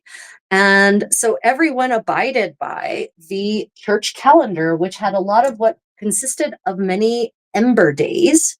An ember day is a day of fasting. And so fasting didn't mean, at least for the average person, the average practitioner, didn't mean going without food. It meant only eating certain kinds of food. So fasting days, Lenten days, as they're also called, would consist of meat-free days, but not just meat-free days, animal product-free days, with the exception of fish. Somehow fish don't fall into this category. But on an ember day, you couldn't have cheese, you couldn't have dairy cheese, you couldn't have dairy butter, you couldn't have apparently they didn't consider honey. I don't think honey is not mentioned as something you have to avoid on an ember day. Although maybe it just understood you weren't going to eat a luxurious thing like something made from honey on a Lenten day. I don't know. But for certain, almond milk was the replacement of choice for milk, for dairy milk. There's actually recipes for in almond butter, and I don't mean almond butter like we understand almond butter, like just ground up almonds. I mean where they actually make almond milk, and then they cause it to congeal in such a way that you can then slice it and use it as a bread spread, right? Almond milk based bread spreads are medieval. And so almond milk is such a go-to component of medieval cookery, and there's multiple recipes for it on how to prepare almond milk in the medieval sources, and multiple recipes call for almond milk, especially especially a lot of what we would think of as dessert dishes, but that were just dishes, they just happen to be lightly sweetened, or cooked grains. So rice is often cooked in almond milk, frumenti, wheat berries are often cooked in almond milk. Almond milk, very common ingredient in medieval cuisine. And I have a video on my YouTube channel, a tutorial on how to make your own medieval almond milk using modern methods. I might, if I can ever get my hands on an actual proper medieval mortar and pestle, which by the way, the mortar is immense, like this big, and the pestle is human size, so that you can really get your full body weight into pounding your ingredients, right? When the second you have a medieval size mortar and pestle, spice grinding becomes so much easier. And then you understand why it wasn't necessarily such a big deal to not have a grinder, because you had this giant mortar and pestle and you had someone whose sole job it was to grind stuff in the kitchen. Anyway, yeah, almond milk, absolutely medieval 100%. It's funny how we've wandered off onto the subject of food and food preparation. Yeah, it was just Capybara Appreciation Day the other day. Yeah, exactly. Yeah. So, Elena, good comment. Yeah. So, the medieval, in some parts of the Middle Ages and in some places in the Middle Ages, the definition of fish differs. But basically, it seems to be if it lives in water, it's a so called fish. So, dolphin is a fish, even though it's not. Beaver was also a fish. You could also eat it on Lenten days. So I think they were, you know, humans have been trying to skirt around the rules for as long as there have been any set of rules, and medieval people are no different. Yeah. And just like that, I mean, there were also, and we also know that there were plenty of practitioners of Christianity in medieval Europe who would look at the rule dodgers, who looked at capybara as a fish, and would ridicule them for being hypocrites, right? For being hypocrites, for not living by the spirit of the rule, but only following the letter of the rule. So this idea that the whole medieval church was corrupt and all medieval Christians were corrupt, it's just not true. There were plenty of parts of the medieval church that were not corrupt, even leaders in the church who were not corrupt. And there were plenty of medieval people who observed corruption in others and ridiculed it because they themselves actually abided by the spirit of the rule. Yeah. Let's see. Um, Using almond sounds kind of expensive. No, yes. So Bakker almond milk was certainly not something that you're a beggar on the street to which a beggar on the street would have access. Almonds, but the other thing we have to remember is that for a certain set of centuries, like the 11th to the 14th century, was pretty warm in Europe, relatively speaking. So almond trees were able to grow further north than they might otherwise have been able to grow at other periods. So yeah, almond milk was certainly almonds were more expensive, but so was everything. Everything was more expensive. Almonds were not necessarily more expensive than any other main ingredient that would have existed in a kitchen, depending on where you were. But that being said, we do find plenty of references to the making and use of almond milk all the way up into Scotland in the Middle Ages. So yeah, expensive, yes, but still, that's just sort of that's where priorities went, right? Apparently the priority in spending was to spend it on almonds instead of God knows what else. Yeah. The barnacle goose was also a Lenten food. Yeah, right. See, exactly. It lives in water. In quotes. It lives in water. Yeah. So yeah, almonds would have been expensive, but honestly, most of the ingredients found in a noble kitchen would have been expensive. Now, again, probably, your peasants, and peasants weren't necessarily poor, by the way. Peasants could actually be pretty wealthy because a peasant is just a farmer. And usually the peasant is could be the person working the fields, or they could be the person who owns the farm. Not an aristocrat, but still a peasant. And so some peasants were indeed fairly well off and could afford probably luxury goods like almonds for almond milk. Does that mean they were eating it every day? No, they were probably reserving the almond milk for the ember days. So, yeah, certainly there were members, various strata of various places in medieval society throughout Europe who probably couldn't afford almond milk, and therefore they didn't. And therefore, on Lenten days, they ate other things, right? But yeah, it is shockingly common for despite being an expensive ingredient. Oh, I missed a comment. There is a reason why beans, shellfish, legumes, onions, cabbage were very major staples besides grains. Yep, yep. And actually, it's really funny. The average person, the lower you were on the socioeconomic ladder, the more actually truly nutritious your diet probably was. Is what we know now. Because aristocrats, for instance, they would eat the luxury items. The luxury items are not necessarily the most nutritionally dense. They would eat a lot of meat, which we all know, while it can be nutritionally dense if it's grass-fed, free range, etc., but still you need more than meat. And the nobility were not eating lots of vegetables, right? Vegetables were in many cases considered ignoble. So your peasants are actually eating a better diet. They're eating root vegetables. They're eating green vegetables. They're eating lettuces. They're getting a much more well balanced diet, less meat, more of the other things. And also, aristocrats, they would eat the luxury bread. Well, now luxury bread is whole grain bread. In the Middle Ages, peasants ate whole grain bread. Nobility and the wealthy ate white bread, pain de main. And that stuff has no nutritional value whatsoever because back then the flour, wheat flour, no flour was enriched. Enrichment is a modern process. So they literally took away the nutrients, which is the bran. So no micronutrients whatsoever, and just ate pure, highly accessible calories in the form of white bread. So yeah, that's why gout is a rich man's disease, because the peasants actually ate a more nutritious, more well-balanced, more well-rounded, nutritionally dense diet than the nobility did. Ironically, and obviously the opposite of the situation we have today. Neckbeard, thank you for joining us. Sorry if I missed saying goodbye. Am I a teacher? Yeah, I guess I like teaching. Am I officially a teacher? No. But I like teaching. I love teaching, and I love teaching in this informal manner as well. So class-wise, there were peasants who fed everyone, merchants who supplied everything, priests, monks, nuns who prayed for everyone, and aristocrats who did war. So that's I would say earlier medieval. No, that's too clean of a division. So you had plenty of aristocrats who, I mean, yeah, some of their business was the business of war, but not most of the year. They were massive landowners, so they had these massive estates that were farmed, and either in the earlier Middle Ages in various parts of Europe, they have serfs handling that, but then in the later Middle Ages, they start doing sharecropping. Like they'll actually lease lands, chunks of land out to farmers who will pay to work the land, and so they're collecting rents from those farmers. So and there are plenty of aristocrats who had business dealings who actually participated in merchant ventures.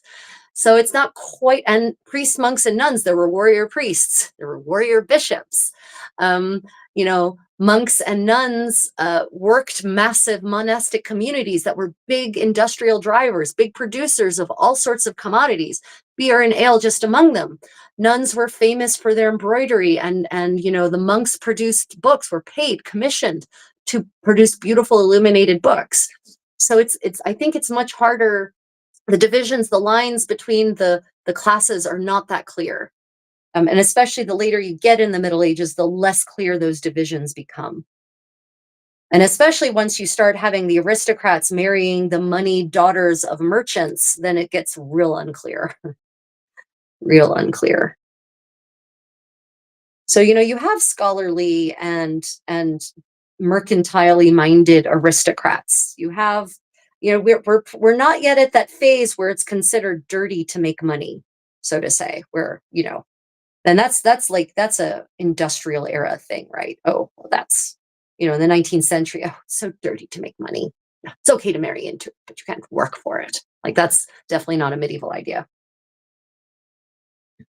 Good question, though. Thank you, Elena. Love it. Why do all of your nobility have scurvy? Yeah. Okay, serfs and farmers who don't belong to the landowners but belong to the land. Yeah. So, oh, Suzette, welcome to my channel. Thank you. Welcome to my community. Thank you for joining. Don't forget to like and subscribe. And this is a weekly show I do, my medieval sewing party. I now also have my medieval story time with the Contessa, where I read from a variety of fascinating texts from the Middle Ages, primary sources, stories, some of them fiction, some of them fantasy, some from books of etiquette, some letters written by people who lived back then. And then this is so I've got several series. I hope you'll join us for more of them, and they'll kind of follow this format of me holding forth about something. um, yeah, I was thinking of divisions in terms of what people's main responsibility in society was, but I feel like I need to understand more, especially with all the neo-feudalism talk going around. Yeah, feudalism. So actually, history is not set in stone. Our understanding of history is constantly evolving, and historians are increasingly moving to the idea that feudalism was a very brief period in a very specific part in very specific parts of Europe that lasted different lengths of time and had different degrees. But it isn't all of Europe was not feudal. Not all of medieval Europe had serfs, and in some cases they never had serfs. And serfdom in Western Europe, for the most part, seems to be done. In most places, the Black Death puts it to an end. because when you kill off half or more of your population, suddenly you can't afford to you serf, like the whole thing that allows serfs to exist, to be held down like that, goes away. And suddenly people have more value as a human, as a part of a functioning society, and suddenly they can demand things like rights and wages.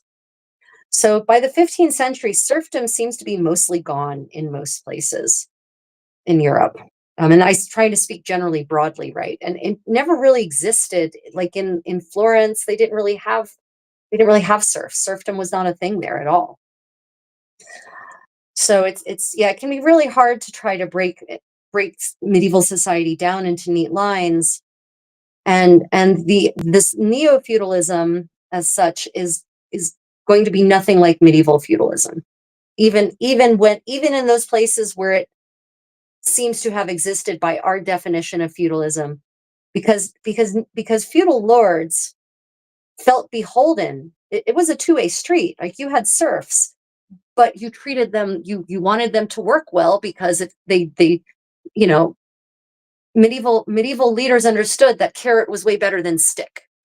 And so, the lord of a manor would actually host feasts for their serfs on saints' days. They would take care of them. They would provide medical care for them. Right? They weren't just worked to death. That's a modern misconception of serfdom. It wasn't just drudgery and misery. There was actually a level of care that was involved there. And that's not me being revisionist history. If you actually go and read the sources that talk about it from the time and look at the evidence, you're going to start seeing that. Neo-feudalism will involve none of that. Neo-feudalism will be people with whips cracking the whip over people who can't defend themselves, providing them with just the minimum they need to not die. Yeah. Let's see. A lot of people get really down on Henry VIII about dissolving the monasteries. Um, he is by far the first in English. He just took it to an extreme. France was constantly reclaiming land holdings for the church. I'm not a Henry VIII fan. I think Henry VIII was one of the worst kings of England. Sorry. For many reasons. I mean, his dissolution of the monasteries set England back socioeconomically centuries. People don't realize how important the medieval monastic communities were in providing services, welfare services for the poor and the needy. And I mean, in the way that Germany and France do now. They would provide job training. They provided hospital care for everyone, no matter their socioeconomic status. They provided a place, shelter and food, not temporary shelter, permanent shelter and food for the needy, for the disabled, for the infirm. Hell, when kings and queens went on progress, if members of their retinue fell sick, they would lodge them at monasteries for medical care and move onward, and then send for them when they were healthy. So the dissolution of the monasteries and the mass consolidation of that power and wealth into Henry's hands, into the crown's hands, really redistributed wealth upward, rather than whereas before, wealth was actually often getting redistributed downward via those monastic organizations. I think people have a really bad a biased misconception of how these monastic communities operated and the good they really did for the community at large across Europe. And unfortunately, that tends to come with people assuming that all organizations of that size must just perforce automatically be all evil. Look at what Luther was saying. But if you really start looking at the evidence from the era really critically and with as unbiased a filter as possible, you're going to see the medieval church was not actually as bad as all that and did a lot of good for Europe. And you can tell they were doing good because when in places where the church stopped existing, what became the Catholic Church stopped existing, the quality of life for the average person dropped. And you start seeing this precipitous rise in poverty and in disenfranchisement, So, yeah, that's also where you start to see the moralization of poverty, by the way, in those Protestant governed areas. What's a condottiero? Mathieu, a condottiero is a 14th, 15th century, what we might call in English a mercenary, but it was more complicated than just a mercenary. They were a sword for hire. They were often warlords. They were very good at what they did, but they weren't soulless, fealtyless, loyaltyless ruffians, right? So, yeah, it was a kind of combination of knight and mercenary in 14th and 15th century Italy. Yeah. Okay. Yeah. Takeda, absolutely. Okay. That Henry was not the first to confiscate church lands. Agree with you 100%. No, he was not. I mean, throughout the Middle Ages, you have examples of aristocrats and royalty tromping on the church. I mean, look at the whole Avignon Pope. Like the French king says, "Yeah, you're gonna come live with me now," basically. Um, and the Pope went, "Okay." I mean, it's so, for certain, agree with you 100%. There were plenty of kings, monarchs who had no problem risking the wrath of the excommunication to do the thing they wanted to do in order to enhance their wealth. Yeah, okay, totally agree with you. They really wiped out the whole, but would seize their most productive lands. Define condottiero for the new member of the community, please. Sorry, I missed a lot. Oh gosh, there was a lot while I was talking. Sorry, I held forth for a while. Thank you, Elena. Thank you for joining. Chat with you later. Yeah. Sorry, I got off on my how the Middle Ages was not the horrible place that people think it was in so many ways. Yeah, a lot of the evils that people attribute to the medieval period are actually the post-Reformation or the Reformation or post-Reformation period is when a lot of that extreme poverty comes up, and when people stop having the average common person stops having access to judgment and justice before the law. People weirdly think of the Middle Ages as this lawless era, but medieval there are so many thousands of meters of parchment devoted to laws in the Middle Ages that it was absolutely the opposite of a lawless era. It was very, there's so many court cases, lawsuits, criminal and civil, of common people going and seeking justice, even justice against a nobleman or the king. So this idea that, the so-called peasants couldn't do anything about it if someone took their land. No, no, it's not true. It is absolutely not true, depending on where and when you were. Okay. So, yeah, I've got so many repairs to do on the dust ruffle of this thing. The dust ruffle on this one, this kirtle that I'm working on has a train, so the dust ruffle drags on the ground. Yeah. Oh no, Matu, you're welcome. If yeah, again, anyone, if you ask a question and I don't get to it, maybe wait until I'm looking at it again. And then ask it again, and then ask it again until I answer it. I'm sorry, I get sewing and I get talking. You ask me a question, and yeah, you know how it goes. You know how I ramble. On topic, but still means I miss some of your great questions. Medieval sewing party, so cute. Yep, it's a medieval sewing party plus history lessons that are that are viewer triggered. My viewer triggered history lessons rather than something I plan in advance. Yeah. So welcome, Deep Sinha. Thank you for joining us today. Trying to get all these garments repaired before I can wear them for 2 weeks. I mean, I will have a long flight back to the US. I'll be flying via Taipei on Ava Air. So I'll have, 2.5 hours on a plane, plus a lot of time at the airport, plus then another 14, 15 hours on a plane, plus time at an airport, plus another couple of hours on a plane, and then a drive. Yeah, I'll have lots of time to do these repairs, but I just wanted to talk about the importance of repairs and how to do repairs here during our medieval sewing party. Oh wait, hold on. What's your most favorite medieval fun fact? Favorite medieval fun fact. Okay. That's off the top of my head without thinking too hard. Fermented urine is the Swiss Army knife chemical of the medieval period. It is used for everything. It's used for bleaching garments. It's used for getting out stains. Well, I guess that's kind of like bleaching garments. It's used for cleaning surfaces. It's used for sanitizing. That's what I'm looking for. Sanitizing equipment.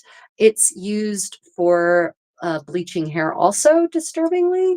Yeah, it has so many uses, fermented urine does. Oh, dyeing. It's used for dyeing. It's used for tanning and not for bleaching in those cases. So yeah, fermented urine is the Swiss Army knife chemical of the medieval period. That's one of my most favorite easy access fun facts. Let me see. I missed some good comments here. Hold on a minute. I'm honestly terribly afraid of flying and don't ever think I'll do it. Oh my goodness, really regular. I fly tens of thousands of miles a year, easily. 20, maybe even 100,000 miles a year, honestly. Let me see. The research I've done, 14th century Bavaria, has shown that landowners were kind to widows who couldn't pay the rent. Yeah. And actually, there is Queens of England were as well. I have a letter from a Queen of England where she specifically says, she's talking about people who owe her money. because she is actually part of raising money for her household, making sure her household has income, was, rents from the lands she owns. Because as a queen, that's how queens were dowered. That's how they paid for their household. They were given lands and then they obtained rents.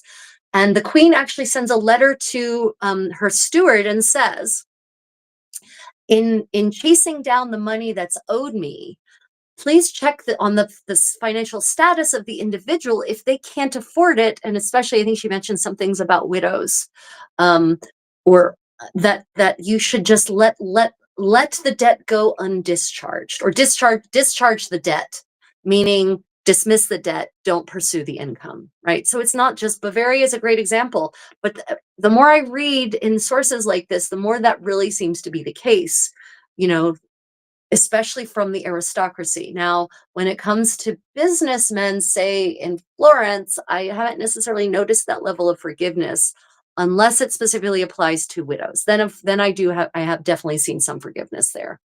Yep. Let me see. Yes, I am flying business class. Award fare. Thank you, Air Canada's plan, Aeroplan. Charity and compassion was very much a noble virtue that if you slacked, your peers and your superiors would come down on you for not fulfilling. Yeah, Takeda, absolutely.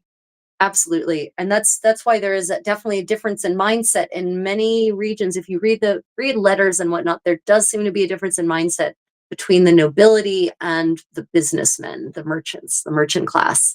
And that's because noblesse oblige, right? That's literally what that means. Noblesse oblige is that you are to perforce expected to provide charity. And charity was one of the 7 virtues, right? You have the 7 deadly sins, you have the 7 virtues. Charity was absolutely one of the virtues, and you were expected, under the Catholic faith, to this day, you are expected to espouse and personify the virtue of charity by giving to those in need, by helping them live a better life, right? By sharing what you have with them. So definitely a medieval virtue. And honestly, it's another aspects of medieval culture throughout Europe that made the Middle Ages not as brutish as we think it was. A lot of the extreme poverty, as I've said multiple times, is a product, and a byproduct or a product of the Reformation, when suddenly poverty gets moralized, and suddenly if you're wealthy, it's because you've worked hard and you're morally good and God wills it. If you're poor, it's because you're lazy, you're slothful, and you're morally corrupt, and therefore God is punishing you. If you just work hard enough and if you just become morally good enough, then you will automatically be wealthy. Therefore, there's nothing that we wealthy people have to do to help you get not poor, because it's your fault, right? Absolutely. On earth, there's something, it was like a pin is pushing in the center of my back. I wonder what, ow, like into my spinal cord. I wonder what needle or whatever I've managed to leave in my garments. Oh goodness, I think I left a needle in the seam in the waist of my skirt. Oh, that was pressing right into a nerve. Ow. Whatever that was. Ouch. Okay. I feel like I've just given myself acupuncture in my spinal column. Not super great. What on earth is that? Why? I don't know what that is. Weird. Okay. Okay, well, on that note, ladies and gentlemen, let us move over to our book corner. I think I've got to strip off all my clothes to figure out what on earth. I wasn't going to change again today, but there is something. It really feels like someone just took, maybe someone has a voodoo doll of me somewhere and they're taking a needle and pushing it through the doll's back. That's what it feels like. If that were actually a thing, that is literally what this feels like. I have no idea what that is. Chimi, can you please come and help remove the needle from my spinal cord? Please? No, my cats are not useful in that regard. Okay, let's go to our book corner, everyone. Oh, wait, question, sorry. Would you consider Queen Mary an abused child because of Henry VIII's treatment of her? Yes. Yes. Queen Mary, Princess Mary as was, who would become Queen Mary the First of England, was absolutely abused hideously by her father, and she was a product of that 100%. I mean, Jesus Christ. Physical abuse, I mean, not like he didn't beat her. He hardly, after a certain point, he hardly interacted with her. But emotional abuse, mental abuse, subject to torture of deprivation to the point where she was like literally starving at one point, deprived of seeing her dying mother. Yeah, pretty awful, pretty awful.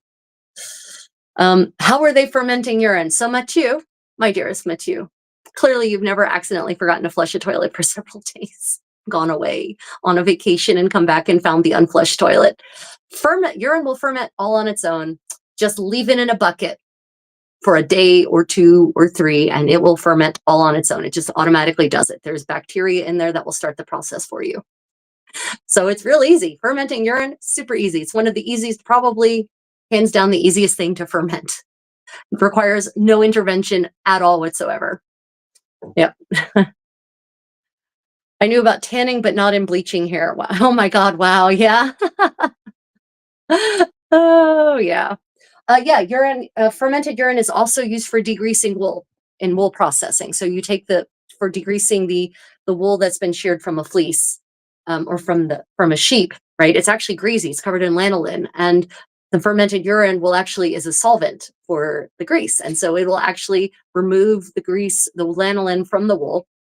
And you would do that by putting it in a big bucket and stomping the hell of your fermented urine. Wool goes in, and then you stomp the hell out of it, and the lanolin comes out. But that's after you weave it. You don't remove the lanolin before you spin it, weave it, then you remove the lanolin.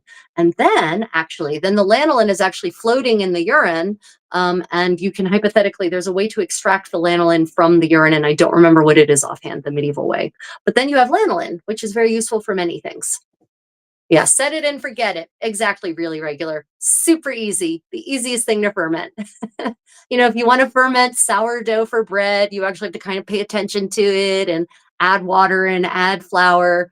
No, not with urine. It'll do it whether you want it to or not. Okay, book corner time, everyone, because I haven't eaten yet today and I'm hungry. Okay. So the first book I'm going to show you is by a amazing woman who lived in the 14th and 15th centuries, Christine de Pizan, Cristina Pisano. She was a widow, and a courtier, but she was a widow, and she managed to support her daughters and herself on her pen. She was such a celebrated authoress of her era, philosopher and writer. She got royal patronage from the royal court, from the court of Burgundy and from the court of France. And she wrote many amazing treatises she wrote books about the great deeds of women. She was a feminist in the sense of she was defending women in an age that was pretty misogynist in many ways. And she actually maintained correspondences with great fellow scholars of her era and debated them openly in letters back and forth. And we have that correspondence still preserved in many cases. And so you can see the wit and intelligence of this woman that impressed these men, and in many cases convinced them of the, in fact, value and intelligence of women, right? So she actually published a book of deeds of arms and of chivalry. So she published herself a manual on chivalry and on combat, how to properly conduct deeds of arms, how to be chivalric, the virtues of a knight. She actually quotes to back up her ideas about what makes a virtuous knight. She provides all of these histories from the ancient world, right? So, she says, well, a knight should be like this because Julius Caesar was like this at the Battle of so-and-so. There was this day when, and she tells this whole story, right? So she's also a historian. She's a philosopher. She's a historian. She's an author. Christine de Pizan, a fantastic writer. So the book of deeds of arms and of chivalry. If you are interested in understanding the mindset of a medieval knight, maybe presented, or what a medieval knight should be like, the kind of virtues they should have, the things they should do, and you want to know maybe as a woman of the era, a medieval woman would have thought about it, Christine de Pizan, the book of deed of arms and of chivalry. Now let me pick a little passage to read to you.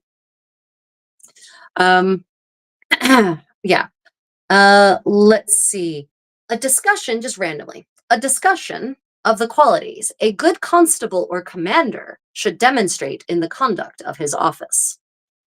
In the event that war is set in motion after the prince's deliberation and with the usual hindrances encountered, the wise leader will, to begin with, order that the frontiers be well garrisoned with both good men at arms and artillerymen, as well as with other necessary things and provisions depending on the skill of the enemies.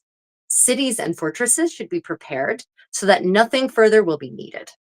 The leader will then determine what number of men will be necessary according to the nature of the undertaking.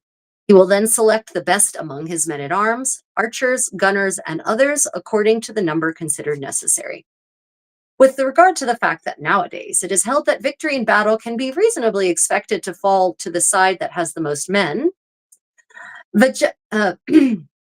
Vegetius says that, on the contrary, in ordinary battle, it is sufficient to lead one legion of men at arms with their aids, a legion numbers 6,666 of what we should call spears or helmets. All authors who have written on this matter agree with Vegetius that too great a number of men encourages confusion, so that the most needed against an even greater number of enemies would be no more than 2 legions of good men at arms, but they must be led by an excellent commander. So, I mean, we're not even talking about philosophically theoretical. She gets real practical about leading men at arms and engaging in warfare. But she does also talk about, knightly virtues. She also talks about the materials that you need. Like, she gets really specific. For instance, there's a chapter on, speaking of the powder needed for the cannons mentioned, charcoal and other materials. So, she gets, if you want to know how to conduct medieval warfare, 15th century warfare with black powder, she says here, first, you need about 30,000 pounds, more or less, of cannon powder, half of which should be put into the prepared product. You'll also need 3,000 sacks of charcoal made from willow wood, 2,000 sacks of charcoal made from oak trees. By the way, did you know that charcoal was different based on the wood? It matters what the wood from which it's made. 20,000 large braziers with 3 feet and a handle to light the fire for the guns, 20 bellows. For each of the large cannons mentioned above, to transport them from one spot to the other, you'll need a reinforced cart. To carry the powder and these other necessities, you'll need 25 carts, each drawn by 3 horses and furnished with all the necessities. You'll also need 300 to 500 wooden tampons for the cannons. So if you're into 15th century black powder, you might want to get this book because there's a lot of really fascinating details about medieval warfare and supplying the medieval war. I will post tonight's book corner, promise. For those of you who are on my Patreon, if you're a patron or a channel member, by the way, that's a great way to support my work if you would like to see me do more of this kind of stuff. One of the benefits I offer for my channel members and patron members is a Discord. So if you'd like to join that Discord, become a channel member or a patron, and you can see the link to join. And if it's expired, just let me know and I'll send you a fresh one. Yeah. The Book of Deed of Arms and of Chivalry by Christine de Pizan. Really fascinating stuff. Okay. This one I mentioned earlier, and I'll be definitely doing readings from this at our upcoming book corner. A medieval home companion, Le Ménagier de Paris, a housekeeping in the late 14th century, 1390s. This is translated. It's a good translation. It's a decent translation. My only complaint is that it doesn't provide the original French in contrast, which would be especially important when it's talking about items of clothing, because the translation of the items of clothing is not really great. I will tell you that. But the other information that you get in here is fascinating. For instance, to keep roses in water. If you want to keep roses in winter, take from the rose bush little buds that are not in full bloom, leave their stems long, and pack them together in a little wooden casket, like a compote keg. Like a compote keg without water. Have the cask well staved in tightly bound rows so that nothing can get in or out. Fasten 2 large heavy stones at both ends of this cask and put it into a running stream. It's a refrigerator. They're literally creating a water refrigerator to keep roses fresh in winter. How fascinating is that? So for those of you who are doing a medieval living history event like Pennsic, maybe not like Pennsic, maybe at a site where the water isn't contaminated, but Here is evidence of a a refrigerator, a river driven refrigerator from the late 14th century, right? How to keep your roses in winter, keep them fresh. And then this one's really fascinating. Wait, no, I'll save that for the rest of that for the book corner. Um, but this one, oh, damn it, there it is. Yes, okay. Every evening before you go to bed, your house should be closed and shut up, either by your steward or by the beguine. The beguine is her right, is supposed to be the lady of the house's right hand woman, Agnes the beguine. Have one of them keep possession of the keys so that no one can go in or out without permission. Every evening before you go to bed, have Dame Agnes or your steward check by the light of the candle your stores of wine, verjuice, and vinegar to see that no one has taken anything. Have your hedger or farmer find out from his people that your animals have enough fodder for the night. When you've learned from Dame Agnes or your steward that all the hearth fires are covered, give your people time and respite to rest their limbs. And make sure beforehand that each has, far from his bed, a metal candlestick for his candle, and have each wisely instructed to put it out by the mouth or the hand, and never with the shirt, just before getting into bed. Also, have each advised and instructed as to what work he must begin in the morning and when each must rise and recommence his own work. Each must be informed of this. Right? Just these fascinating little details about running a medieval household that also give us such an insight into daily medieval life, right? So yeah, the Ménagier de Paris, in this case, a medieval home companion, housekeeping in the 14th century. Definite recommend. I literally have just been binging this book for the last couple of days. And yeah, it's there. It's a used book. It doesn't matter. It still has nice book smell. Okay, so next on the list. This is going to sound hideously boring, but go with me, people. English coronation records. This is one of these reprints of a book that was published by moneyed and leisured antiquarians of the 19th century, back when they were going through all the primary medieval sources, transcribing them and publishing them. And now these books are getting republished, making them accessible to us. So here, this is translations of coronation records from medieval English kings and queens, including the coronation ceremonies themselves. So if you want to know how an actual medieval coronation ceremony works, this is your book, English Coronation Records. If you want to know how kings and queens dressed for their coronations, how everyone else dressed, this is your book. And it also, it follows the evolution, because the coronation ceremony changes over time. So it has it broken down, right? It's got a 12th century coronation order.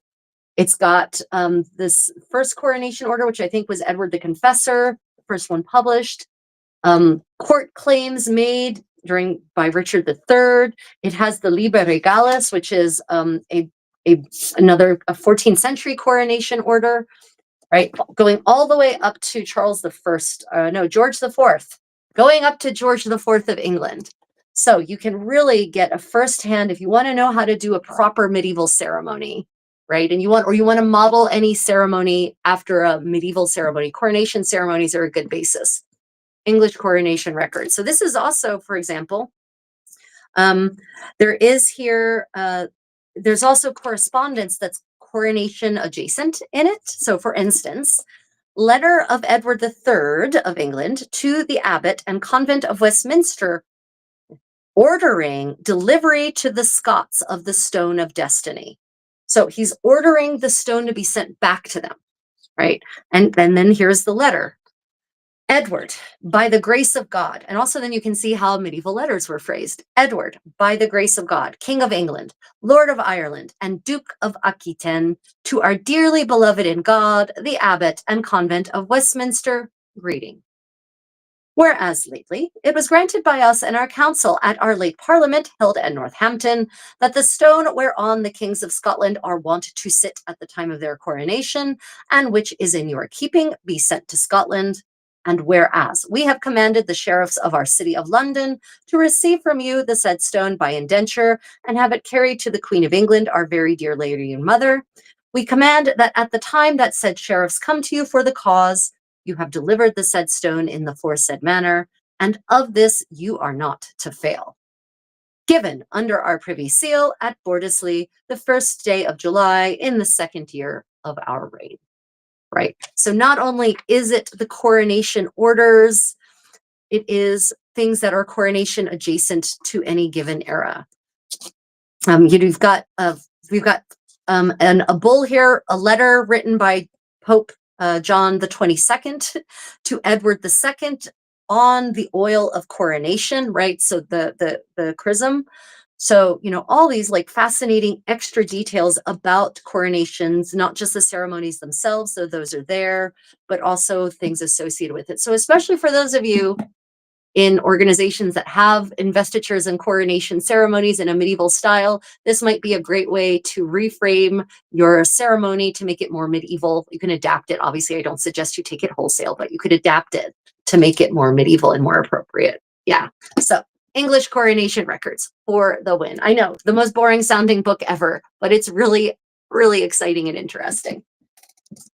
Now, the last book in today's book corner, My Dearest Companions. Now this one, I'm going to show you a book that I'm going to tell you probably can't buy it, but I still want to know my latest acquisition, my latest acquisition. So I went to Hansa, which is a 1,200-year-old Buddhist temple in the mountains near Daegu.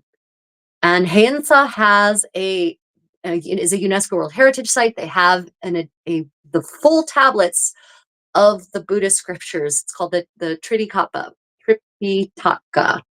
14th century printing tablets so that you can print the entire text out, doing printing, housed in a 15th century building. Not many 15th century buildings have survived, by the way, to the modern Korea. So they also have in their museum collection extant garments from the 16th century. They only had pictures in their museum, but I looked at the pictures and then I asked the curator, well, can I look at the garments? They said, well, no, they're being stored. You can't access them. Well, do you have any pictures of them? No, we don't really have pictures of them. Well, we have a catalog. Wait, you have a what? You have a catalog? Oh, they were on exhibition after we did reconstructions of them. So there's a catalog on these books. So these garments apparently belong to a dethroned king of Joseon, of 16th century Joseon, and I can't remember what his name was, and his queen. So this book has amazing high definition pictures of the original 16th century. Look, does that look like it's very old to you? No. Isn't that in great condition? Yes. This is the original. This is the reproduction. So on this side, original, on the other side, reproduction, side by side. And it has, so just for the pictures alone, even if you can't speak, read, or write Korean, just the pictures alone are worth this book. And it has all kinds of great and fascinating details that even though my 4-year-old level of Korean isn't necessarily up to the task, Google Translate has helped fill in. So, but look at the stitches. Look at those tiny stab stitches around this cuff. That's the cuff of this sleeve. Let me see if I can get to it. That's around the cuff of this sleeve, the opening for the hand, where your hand goes through. Right. So yeah, I have a new resource for 16th century extant Korean garments. And in November and December, I'm going to get to go to Hansa with Dr. Kim Min-ji, my mentor in my new medieval Korean clothing research project. She's going to go take me there. I'm going to get to look at these garments and touch them and see the stitches myself. I'm so excited. I am so excited about this. This is, yeah, and this book also has this fantastic history section that actually provides visual references for the history of Korean fashion starting 2,000 years ago almost. And, just even looking at the pictures here, I was like, oh my God, that's a French seam.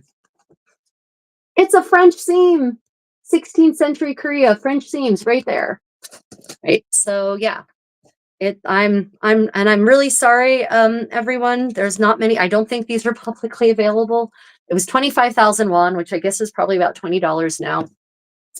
When I go back, I'm going to go back better prepared. When I go back, I'm just going to buy all of the ones they have left. They don't have many left. I'm going to buy them all, and then you can just buy it for me at cost and cost of shipping at that time. So I will be going back and buying more.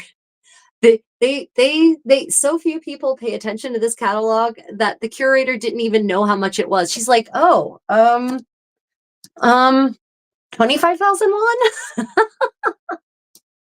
So yeah, 20 bucks for this amazing book, right? Just look at this. Look at this beautiful thing. Look at that fabric. Look at that brocade. And I've learned so much reading this already. For instance, because Joseon, the last dynasty of Korea, was Neo-Confucian, they kept trying to enforce modesty and simplicity. And one of the ways they did that in the 16th or 17th or 18th century, I don't remember which at the moment, the king of Joseon banned the weaving of this beautiful fabric, right? Oh God, we're about to lose each other. I'm sorry. My poor phone. He banned the weaving of this amazing silk brocade. And so Korea lost its ability, the technology and knowledge of weaving silk brocades like that because of that stupid Neo-Confucian king. Okay, everyone. And I'm about to, my device is about to give up the ghost on me. Everyone, thank you all so much. If you have questions and I didn't answer them, pop them in the comments when the video publishes. I look forward to seeing you this coming week at the latest medieval story time, but I think I'm going to have a medieval dance lesson in there too. Kind of depends on the weather, whether I can do it outside or not. I really appreciate your support. Thank you to my patrons. Thank you to my channel members. You guys are awesome. You make this possible. Thank the rest of you also for your support in your various ways. Thumbs up, leaving comments, subscribing, and just being part of these live stream sessions. I've really been enjoying building this community with you, sharing knowledge, and just having good, fun chats together while we get creative. Okay, everyone. Thank you so much. Be safe, be creative. Enjoy the joy of creative exploration of history. Bye, everyone. Hope to see you next time.